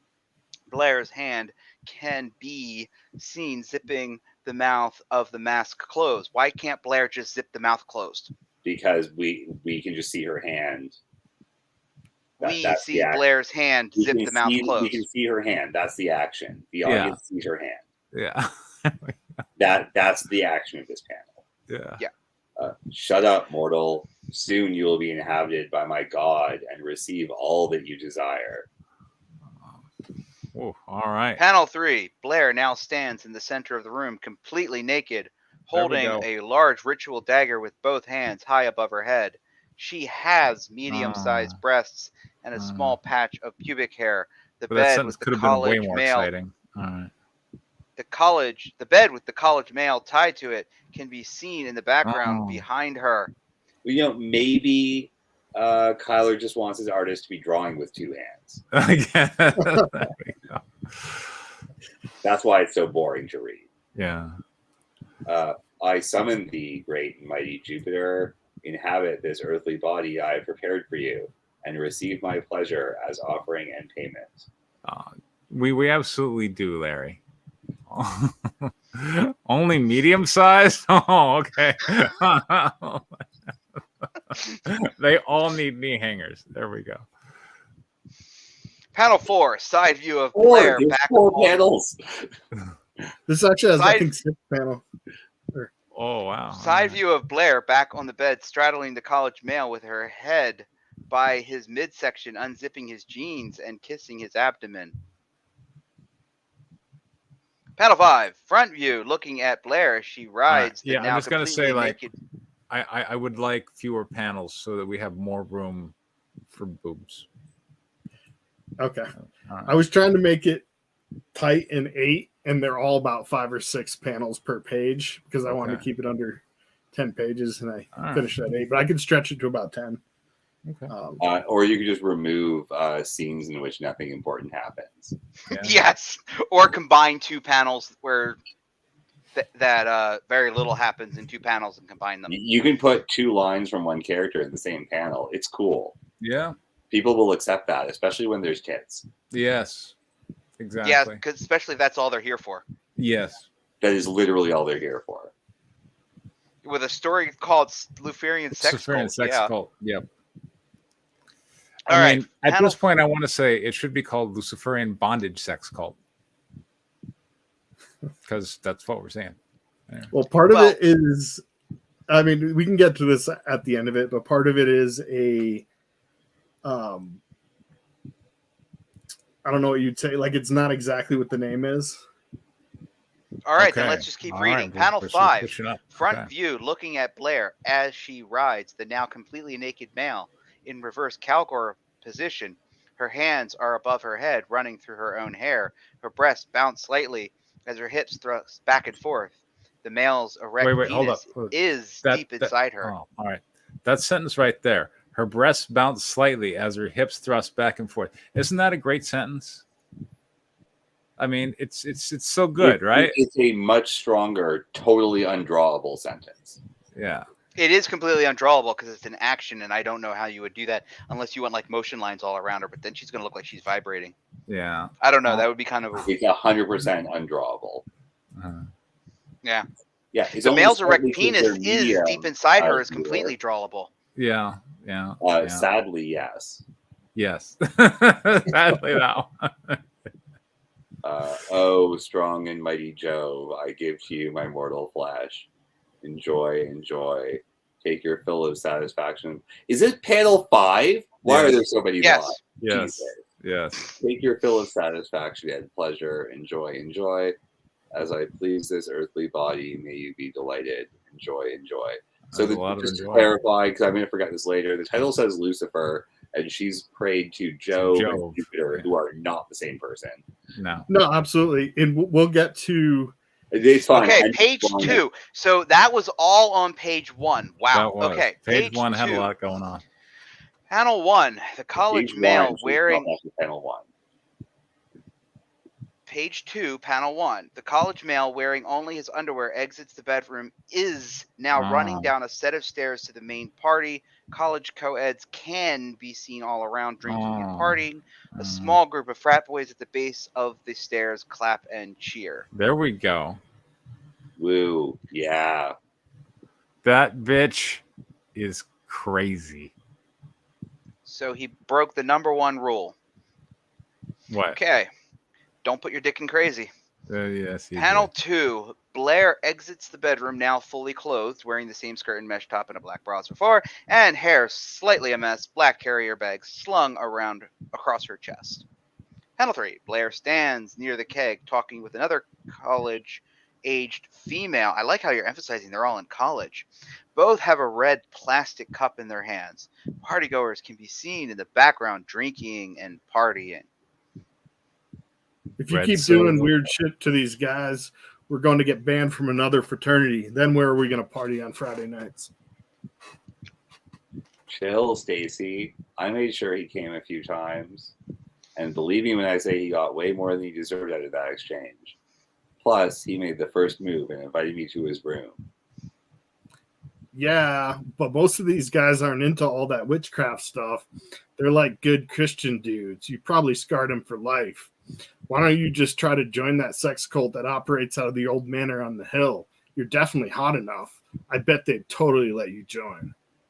And all of this dialogue is in one panel of 5 on the page? Yeah. And they're saying this at the party. And also, he wasn't scarred for life by the dagger? Yeah, like the sex part is really not the scarring part. We shouldn't stab him. Okay, so now out on a 5. So now in the middle of the second page, we're changing location to a coffee shop.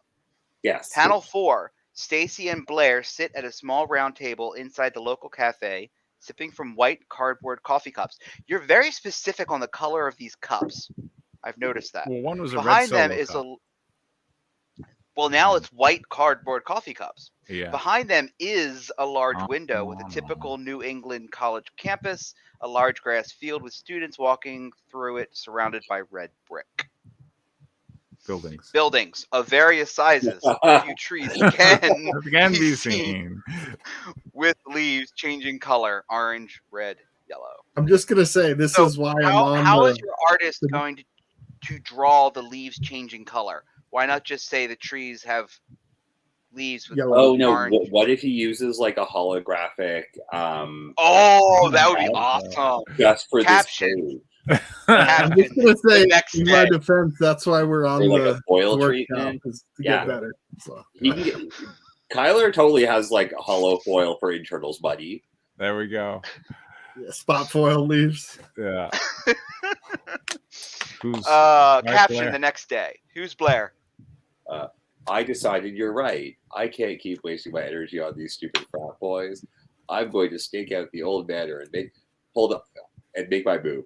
Just to clarify, they had the conversation about the frat boys at the frat party and not at this clear like conversation scene. No, yeah, because she was telling her. Then the next day, she came to her senses and thought on it and decided that she was right. Okay. Well, let's read Stacy's line so we can change locations again on the same page. Finally, just be safe. From what I've heard, they're even bigger freaks than you. Exterior, midday. A third location on one page. Panel 5, Blair can be seen with her bicycle riding behind a short rock wall that surrounds a large Victorian-style manor that sits on top of a grass hill. Come on, do something already. Do Kyler, what? you The just wall walk in 2 or weeks. the? No, I'm here with some script. I'll show you how to smash cut to a new location. You don't even know. There we go. Page 3, panel 1. A tall, handsome man, Alexander, in his mid-30s, exits the front door of the large manor home. He wears a polo-style collared shirt. Just say a polo shirt, dude. And loose jeans. I want to say a few hours later. I want to say we avoided all the passives in panel 1 on page 3. So can I also say that last panel was a complete waste of time? Her riding around the wall on her bicycle. No, she's hiding. Yeah, we could cut that. Yeah. Okay. He approaches that, sees the guy. Here we go. Bam! Probably like that's a panel right there. Sorry. Here we go. She says. All right. Larry wants to say, well, the thing about that, man, you got to change locations in the middle of the page to keep the readers on their toes, man. What we need is a slideshow in there too. The best location transition. There we go. Listen, we're not giving notes to Molby today. Yeah, right? I'm gonna say this.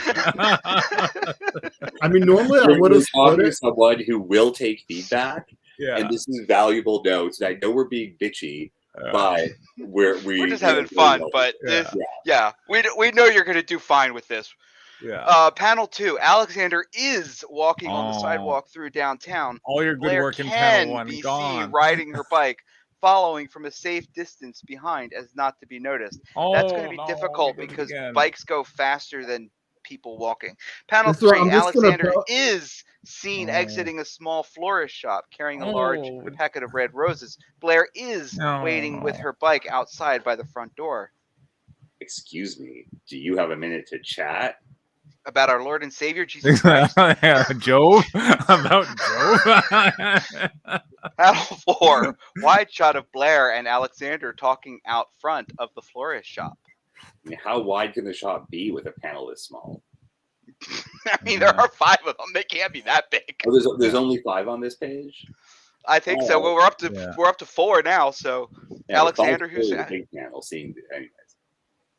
Who's Trust Alexander? You want to be Alexander?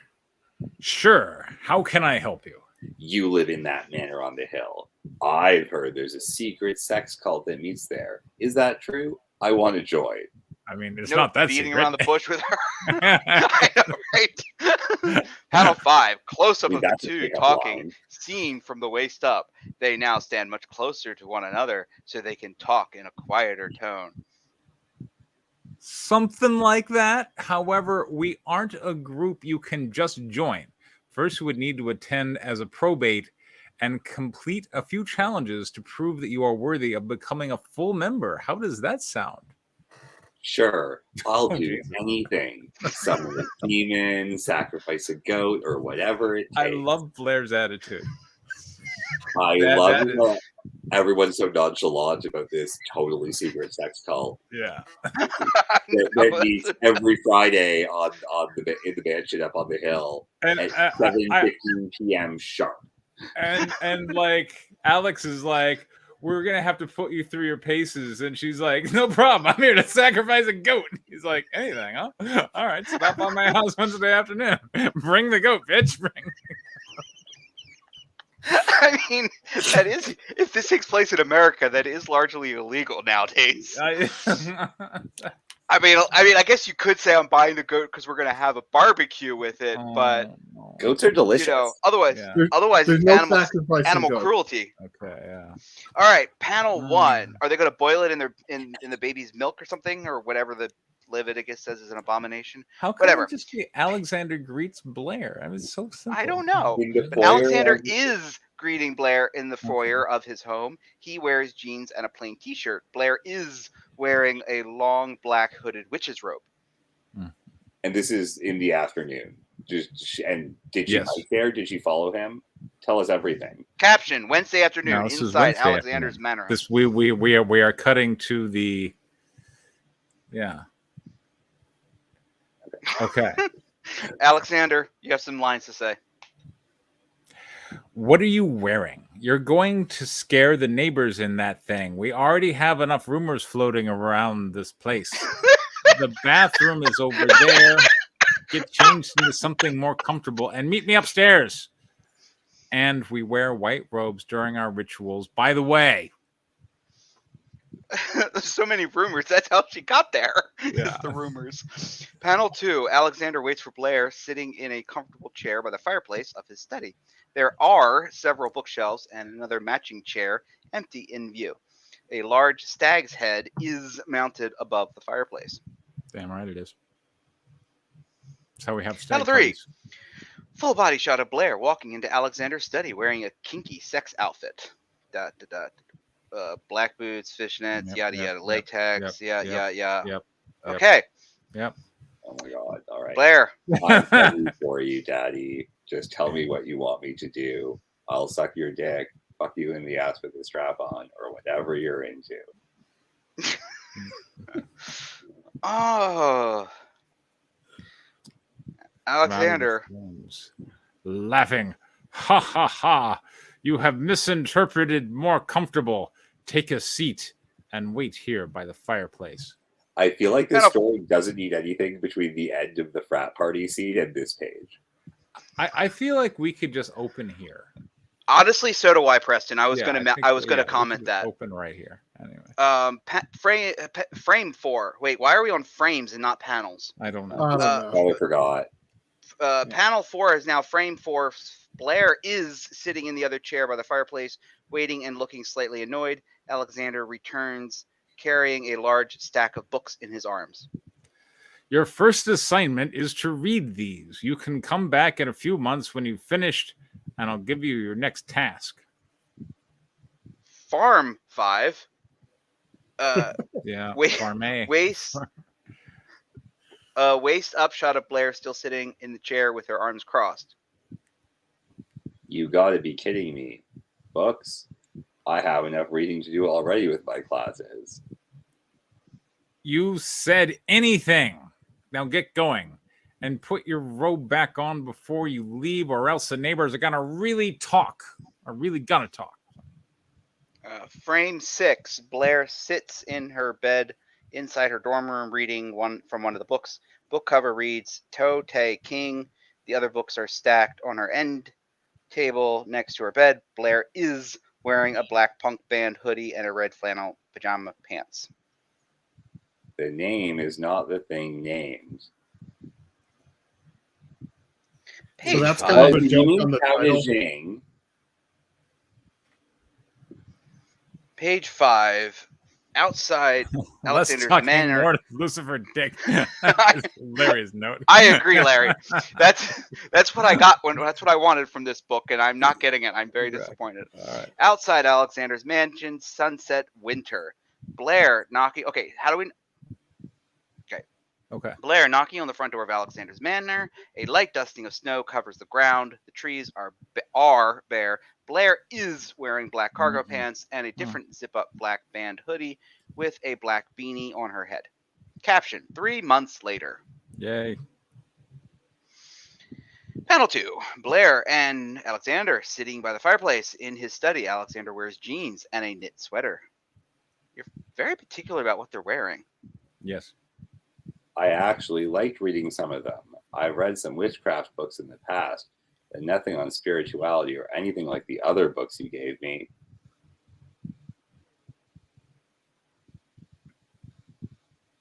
I'm Alexander. glad you enjoyed them. Those are the preliminary books on our reading list for any new probate. Now that you've finished, you're ready for the good stuff. Come back Friday night to help prepare a secret, much-needed element for our ritual on Sunday. Let's hope it's not virgin's blood. I think Panel there's gonna be a 3. quiz. Should be- Well, if it is, it's probably not hers. Okay. Panel 3. Inside Alexander's kitchen. Blair stands in the foreground, seen from behind. Behind a center console countertop stands a slender redhead female in her early 30s, Rose, wearing a tight red dress with cleavage exposing her large breasts. Caption: Friday night, inside Alexander's kitchen. Hi there, I'm Rose, and you must be the infamous Blair I've heard so much about. Nice to meet you. Alexander tells me we are preparing a secret element needed for the ritual. We sure are. Indeed. Tonight we'll be making the cakes of light, but don't worry if you're not great in the kitchen. They're pretty simple, actually. Just flour, honey, a few drops of magic oil.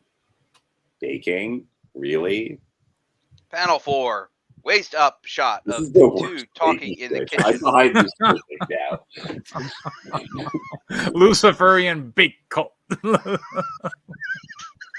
That's Well, a better title. I'll tell you guys more about this at the end, but Okay. I don't want to reveal too much just yet. Yeah, well, we're just going to read your script and tell you what we think. All right. Rose, speak. Oh, as you mentioned, these are an important part of the ritual. Now come over here and let's get started. You look super familiar. I've definitely seen you around campus. Yeah, I'm a psychology professor. I knew it. The rumors are true. The university is run by a secret society. Oh no, nothing that sinister. I just happen to work at the university and enjoy religious studies in my free time. I met Alexander one night at a cocktail party and we hit it off. I joined shortly afterwards and had to go through the same trials you now face. Panel 5. Blair and Rose standing behind the center countertop over a mixing bowl with a few ingredients on the counter. Honey, flour, olive oil. There is flour all around the mixing bowl. Rose is leaning over the counter rolling the dough. Her breasts now bulge out of her tight dress. They both seem to be having fun, happily enjoying their time together. Now that you've finished your reading, have you begun the daily meditations and ritual? What ritual and meditations? I only got the books. You must have been waiting to see if you'd quit before finishing the reading. No worries, though. I can tell that you have a strong will.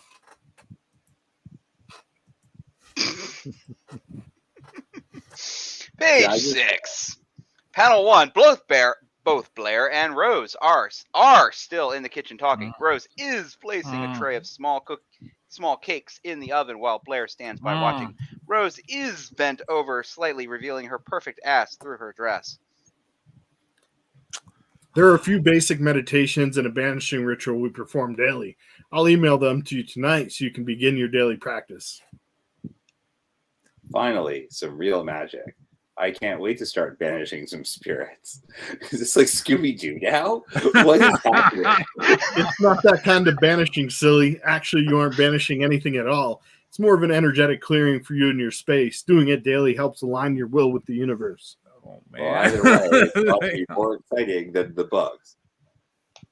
Close up of Rose from the waist Poor up. girl just wants to tie someone to a bed. Yeah, like look at this Blair torture just you're wants putting her the through. exactly. Gaping and like studying. Blair's like, look, Oh my God. I came here to put things in my vagina, and all I'm doing is getting stupid rituals.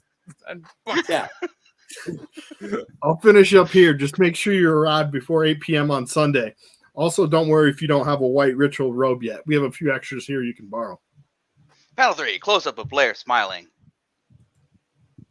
Thanks. See you Sunday night.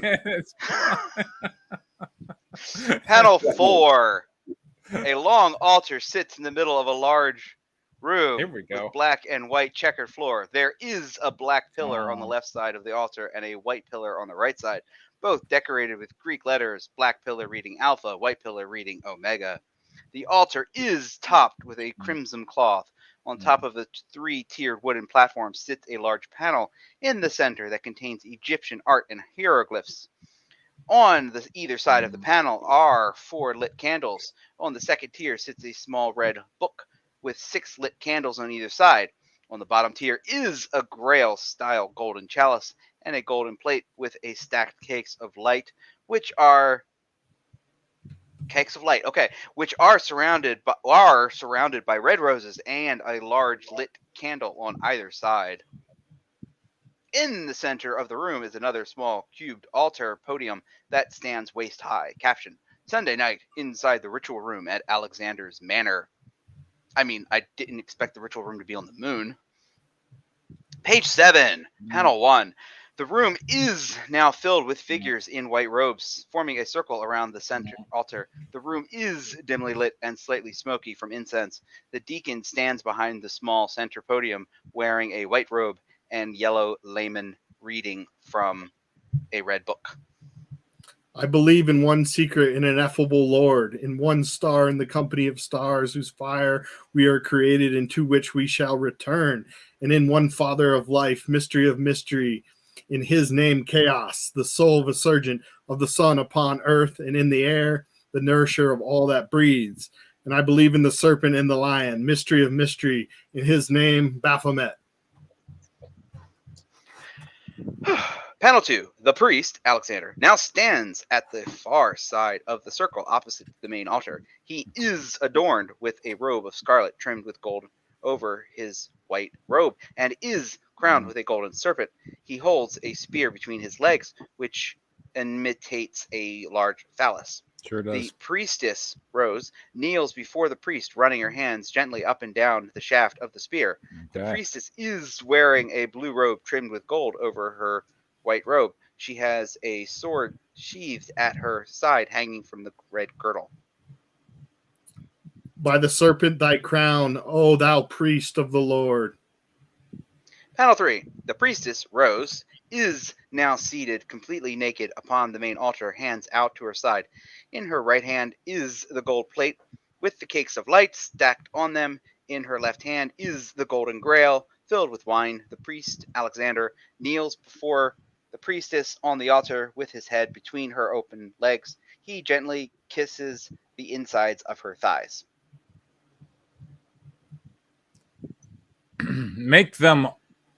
Make open the path of creation and of intelligence between us and our minds. Enlighten our understanding, encourage our hearts. Let thy light crystallize itself in our blood, fulfilling us of resurrection. There is no law beyond, do what thou wilt. Panel 4. The attendants of the ritual now line either side of the room in their white robes, each with a cake of light in one hand and a goblet of wine in the other. In the center of the room, in front of the altar facing the attendees, stand the priest with his spear in hand. The priestess is still seated naked on the altar behind. Entire room. There is no part of me that is not of the gods. Panel 5. Close up of one of the attendants wearing a white robe drinking their glass of wine. Page 8. Panel 1. The group of attendants are in one of the manor's large rooms drinking wine and socializing like a normal party.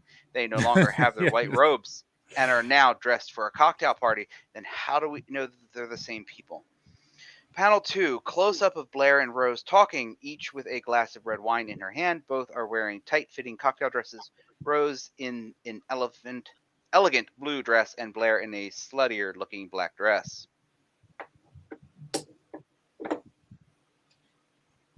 Who's Rose? Oh, I was. So, what do you think? It was interesting and totally not what I expected. To be honest, it kind of reminded me of the mass I used to attend as a small girl with my mother. You attended a fucked up mass. It made me super horny. Panel 3, a wide shot of Blair and Rose talking with the other guests, but seen socializing in the background. Well, the wizard who created that ritual was inspired to do so after attending a Russian Orthodox mass. Okay, that's a church I want to go to. No kidding. He put his own twist on it and, of course, integrated in many elements of the mystery tradition of his day. So what you are saying is this is basically a night church with a wine party afterwards. And sex, but yes. Panel 4, close-up of Rose with a smirk on her face, laughing. Well, I never thought of it like that, but I guess you're kind of right. Panel 5, close-up of Blair's chugging her glass of wine. Ugh. Blair is bored by your. Panel 6, Blair standing next to Rose with an empty glass of wine. In that case, I'm gonna need way more wine.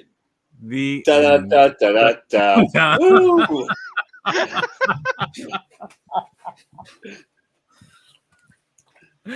All right. So, other than it still being super passive, let's just skip that criticism. Yeah. All right. So let's see. Okay. I don't know. All right. Well, no. Let's start with what we liked about it. So Blair is definitely an interesting character. She's up for whatever. She certainly likes to show her body, as does the large-chested Rose, and I'm always a fan of that. We're going into sex magic, Order of the Golden Dawn stuff. That's certainly something I've never seen before. OTO comic, yeah. So it's certainly an interesting premise, which should sell a lot of copies.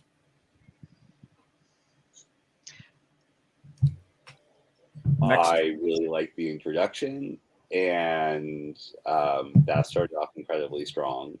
I think Blair is an interesting character, and I'm confident you did an excellent job with actual modern satanic rituals. John. Yeah, it was. Blair was a very interesting character. It was fun to follow her journey. I think it'd be hilarious if John and Kyler collaborate to make a script, and it ends up nobody gets naked. That would be like the ultimate irony. Well, I got comments on that, but I'll save them. Okay. So I'm just, or are you done, John? Sorry. Yeah, I mean, Blair's a fun character. Yeah. The story was very interesting, but we're all ready to give Chris now, I'm sure. Yeah. Anyway, go ahead. I'll tell you my little thing on this story. So right. This is somewhat based on a true story of me and my wanting to join the OTO. So I'm Jesus. Blair in this story. All right. I went into it expecting a Luciferian sex cult, and what I got was Night's Church with the wine party afterwards. And so it's kind of a story about my own personal experience. And this ritual is the actual Gnostic mass from the OTO that was created by Aleister Crowley after attending a Russian Orthodox mass. So a lot of that is based in reality, fact, whatever you want to call it. Obviously, I put including some twist the on getting it. naked and the kissing of the inner thighs. Yeah, they probably have one of these that go every Sunday in Florida. I'm sure you could, and it's free to attend. They advertise it publicly. They hand out flyers at the local university. Join our sex cult. Awesome. But okay, so story-wise, it's also stop apologizing because it's not going to make any of us feel any worse for the crits. Don't worry. It's also a classic like Faustian legend here, where she's making a deal with the devil. Only the devil is Alexander. She's willing to do anything, and what that anything is baking and reading. Yes. So it's kind of a play Once on. Again, I'm sure we have lots of exciting things to say. Yes. That don't require a preface of an apology. All right. Who wants to go? I'm happy to go. You know what? I want to hear John first. I want to hear what John's. Yeah, you know what? I want to hear I'm what with John's. you now that you mention it. Yeah. All right. Well, okay. So first off, I feel like I don't know anything about the Orthodox Max and all of that, and I'm sure it was a very traumatizing experience for you. But what would be a traumatizing experience for me is if I buy a comic book called Luciferian Sex Cult and I don't get any Luciferian sex. That would be very traumatizing to me.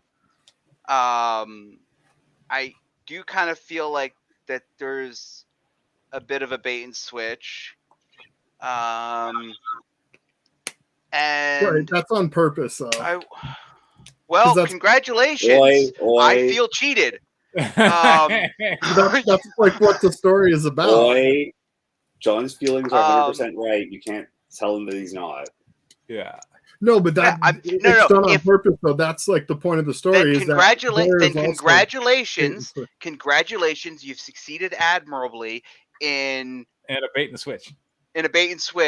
And losing me as a customer when it comes to Luciferian Sex Cult issue 2. Okay. No, this is part of an anthology. There is no issue 2. Yeah. My other comment would be don't show us explicit sex penetration if you're only going to do it once. Because you push yourself out of R-rated territory into X-rated territory, and if you never go back there again, people that are already disappointed for backing it for the sex are going to be annoyed that that's all they're getting. It's like watching a porn with no porn. I mean, either if I'm going into a softcore erotica story, knowing it's a softcore erotica story, and that's all I get, hooray, no harm, no foul. If I'm going into it expecting the goods and I don't get that, that's more bait and switch crap. So I would definitely cut that, or like if you ever watch old Skinamax, they would always have their hands down there, and that's how they would do it in there. They just cover it. Yeah. Usually the way the lady is sitting when she's on him, she'll have one hand on his stomach with her wrist right blocking the camera from the goods. That's one thing to do. I'm sure your artist can figure it out. But that's another thing that jumped out at me. But yeah. So, all right, yeah. I'm going to start with the very well-intentioned. I hope you don't fuck like you're right, because this started off really strong and got very weak very quickly. Yeah. So, you had a really strong intro, and you were successfully going for racy, and then not only did it become very different, which I'm cool with, it also became boring. You have too many characters who have a lot of dialogue and who never appear again. And you go through quite a lot of time in this. And in doing that, you also waste a lot of time in this, showing actions that don't matter, like a page of following some guy around. Instead of having Blair talk at all about what she wants, what she's getting out of this, or asking when she can finally get, fucked sideways with some religious implement once she finally finishes reading these books. Yeah. And basically stopped being a character after page 2. And then everyone else is just talking about how cool this shit is, which for a slice of life is fine, but there's no so what. There's no character arc. Like she's entirely passive the whole time. And I mean, she's straddling a dude with a fucking gimp mask and a knife in her bag on page 1. Well, What are you doing? Yeah. Right. Well, so either she's a character or not. And if she is, she needs to have a desire that she is trying to pursue, and we need to see what she thinks about it, and she needs to struggle. Or someone was told there's a sex cult up the road and decided to join a church. Pick a lane. It's one of those stories, and it can't be both, not with this structure. Right. So the point of that being the opening is that she's actually doing sex magic on her own, but she has no partner. And so to solve that problem, she's joining with this. Yeah. I got that, but she never says that to anybody. Well, so how is your reader, who is a less sophisticated reader than I, and who doesn't have direct access to you, going to know that? Okay. So, I mean, what's the solution? Because, like, that opening scene really sucks. I want to do sex magic. I can't wait to do it. Oh, what sort of aphrodisiacs are in these cakes? Oh, that's all? Now we just hang out and drink wine? This is worse than the other church. Maybe we can go find a different party. She needs to come to a conclusion at the end. I have a thought, all right?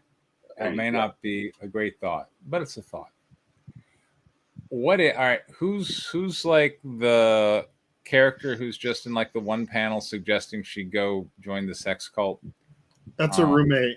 Yeah, so her college roommate, Stacy. Yeah, like I feel like this could be one scene of her and her roommate in the coffee shop, and we never leave the coffee shop. They're just talking. And her roommate, I love it.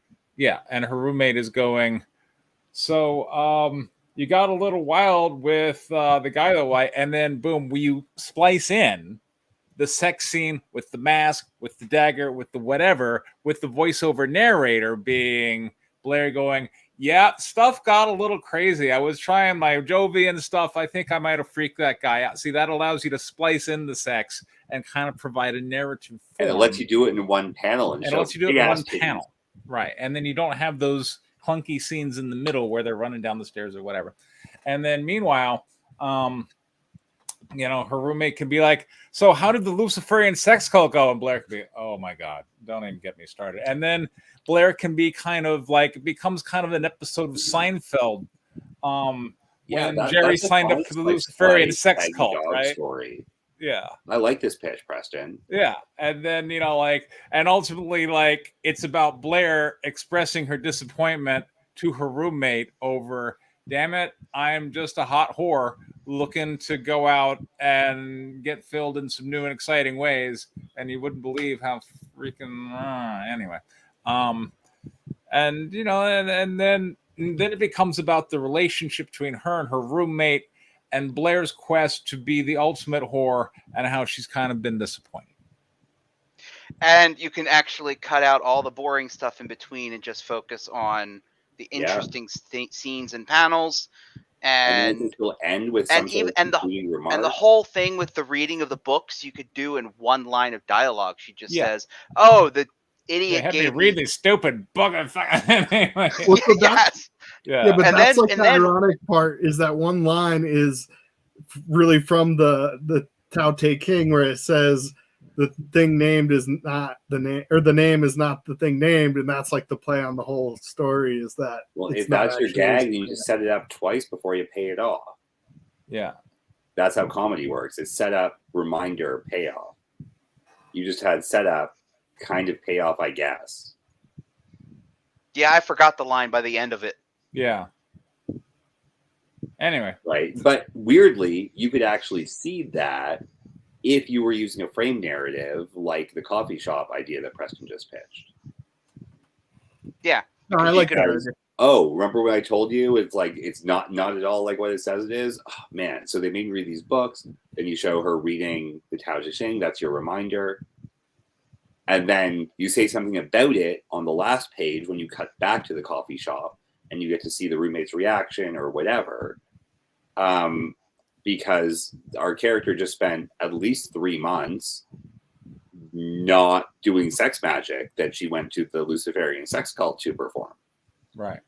Right? Like, we need to at least... Yeah, what kind of horny girl that's going out doing all this crazy sex stuff doesn't have sex for 3 months?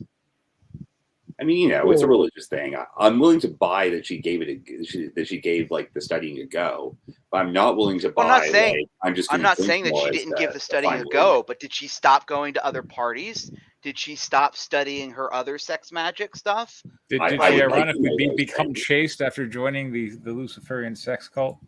Yeah, maybe she tries to recruit her friends. There I was mailed on both sides like a pig on a spit. And I was like, I need more Satan in my sex life.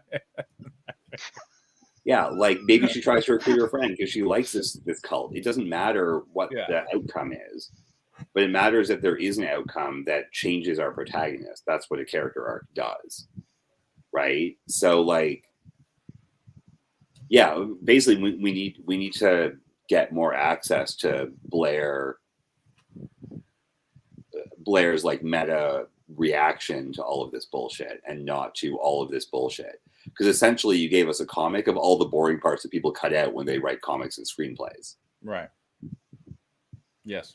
You gave us a montage. Well, her reaction at the end is that she needs more wine, right? Like if that's which is I don't want to be here. I'm just going to get drunk. That's not exactly. Like, exactly. But she was in this for hot Satan did. Yes. And again, this could be way better vocalized to her friend in the coffee shop. She doesn't even grab the other girl's dice ass with their baking. Yeah. Like Blair has no sexual desire whatsoever after page 2. She shows up in the kinky sex outfit for day 1. Sure. Yes. Fine. She has one panel of it after page 2. And what about the other like 6 pages? You have like 8 pages to establish a character. They can be good at like one thing, and that's their thing. Yeah. And Blair is sex and magic. So and now we are providing and not enough magic. Yeah, we're providing a structure. We have a conflict. What's Blair? Blair's a hot sex whore, and she can't. She's unsatisfied. Or magic. Yeah, she's an unsatisfied culty sex. She wants magical sex. Yeah. She joined a sex cult. She's getting neither magic nor sex. Yeah. That is the conflict. Now, if she's telling this post facto, you can zoom through it and show more of her reaction. Maybe she's like, all of a sudden she turns around and is like, hey, roommate, why don't we just have some sex? Because I'm sick of this shit. Yeah. Like anything. Like, you know, oh, it's spring break. Let's go to New Orleans and have some hot vampire sex. Exactly. Like make this like a cross promotion with John's project. It doesn't matter. So you've got to start. Basically, get sacrificed really strong.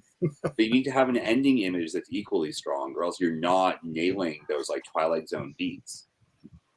Or this is a basic bitch slice of life thing, and then you have a very distracting sex scene at the top of it. Yeah, exactly. Right. This is a fine slice of life story, but it can't have a sex scene like the one you wrote. Okay. So again, like pick a lane. Is it about wanting sex, or is it about, oh, this thing happened to me, and just having like dealing with those day-to-day experiences?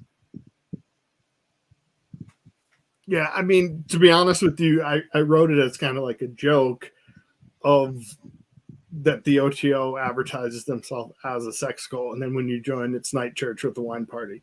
Like that's kind of part of it. Was I mean, like what you guys were all saying is like intentional into your script. Yeah. So lean into the joke concept, I guess, a bit more. Yeah, like it's you're better off at this stage in your writing, and especially with shorts, just say the thing and then maybe make it classy later, but at least you're not confusing anybody. Right. Okay. Right. I mean, I like the idea of it all being in the coffee shop and then doing a flashback and then telling the story. Could be them after she comes back from winter break, like recapping what happened last semester. Maybe she's wearing like a totally horny like Santa dress and just like trying to pick up at the coffee shop really subtly, you know, grabbing asses as they walk by, like everybody. Like you can make this part of her character and at least like include funny stuff. Right. And you have this great tool when you're using flashbacks, which is narration. Yeah. Right. They made me read all these books. That's like one panel. Then they made me do this. That's another panel. Then they made me bake some fucking cakes. And then like, oh, the sex ritual, it was a joke. And then you show the sex ritual. That's like a good 2 pages. Right. Yeah. And then I just like got drunk and someone took me home. I didn't even get a peck on the cheek. Like, worst Christmas break ever. Yeah. I hate, like, first term sucked. I cannot wait for spring break. I can't wait for spring break is a great end to this because she knows she's going to get laid on spring break because she's sexy. Yes. Right? Like, you just something to tie it all together, to bring the beginning back to the end. For sure. And I feel like that way, like, you know, I could see a sequel to the story now. It could be The Adventures of Blair the Sex Whore, you know? Yeah, maybe it's like, you know, voodoo sex cult. You do the sequel in New Orleans. Yeah. Then maybe there's some vampires and you do a cross version of John's story. Yeah. All right. Yeah. There we go. Okay. And yeah, you got to lay off those passes. So you should have seen it before I edited it. Then, man. I thought I thank you. Pretty active. It's called Control Find, Control F, and then just do a search for all the words. Every time you use is an R. Yeah, is an R. That'll take care of 90%. Or for that matter, can. Can is also a good one. Yeah, good. But if you find all not great. Just like focus on the image, right? Yeah. The hands do this. Yeah, just visualize what the panel is in your head and write what you see. But actually, I'm pretty sure your writing has improved for the scripting side. It's been a while. There you go. So either the editing or like, you know, some amount of like having produced something is certainly producing really good, clear art direction. Like we have a pretty good idea of what's happening and what's visible. Like there was never any confusion there. So you succeeded there. Because I remember a few projects ago, there was like, wait, who's doing what? Like came up a couple times. Yeah, I definitely tried to make it better. Well, now that you've had to struggle with artists who had no idea what you were going for, like you learned how to do it better. Yeah. Like just by that process, right? Yeah. Yep. So yeah, there's definitely some improvement there. Anyway, all right. Awesome. Next week, more stuff. Yeah, next week I won't be here, but I will be bringing stuff the week after. All right. Well, maybe not next week. We'll see. I may have Alien Pterodactyls 2 by then. So good. And I'll also want to just plug, if you guys, anybody watching wants to win some free comics, go check out abraxislab.com/giveaways, doing a monthly giveaway with both John and Preston. And Danny, if you want to hop in, you could join on that too. Yeah, let's switch to DMs and tell me the details, and I'll send you some, like, whatever I can. Cool. Awesome. There we go. All right, cool. Thanks for tuning in, everybody. Hope you got your fill of sexy pages. All right, take care. Good night. Later, guys. Everybody. Night, everybody.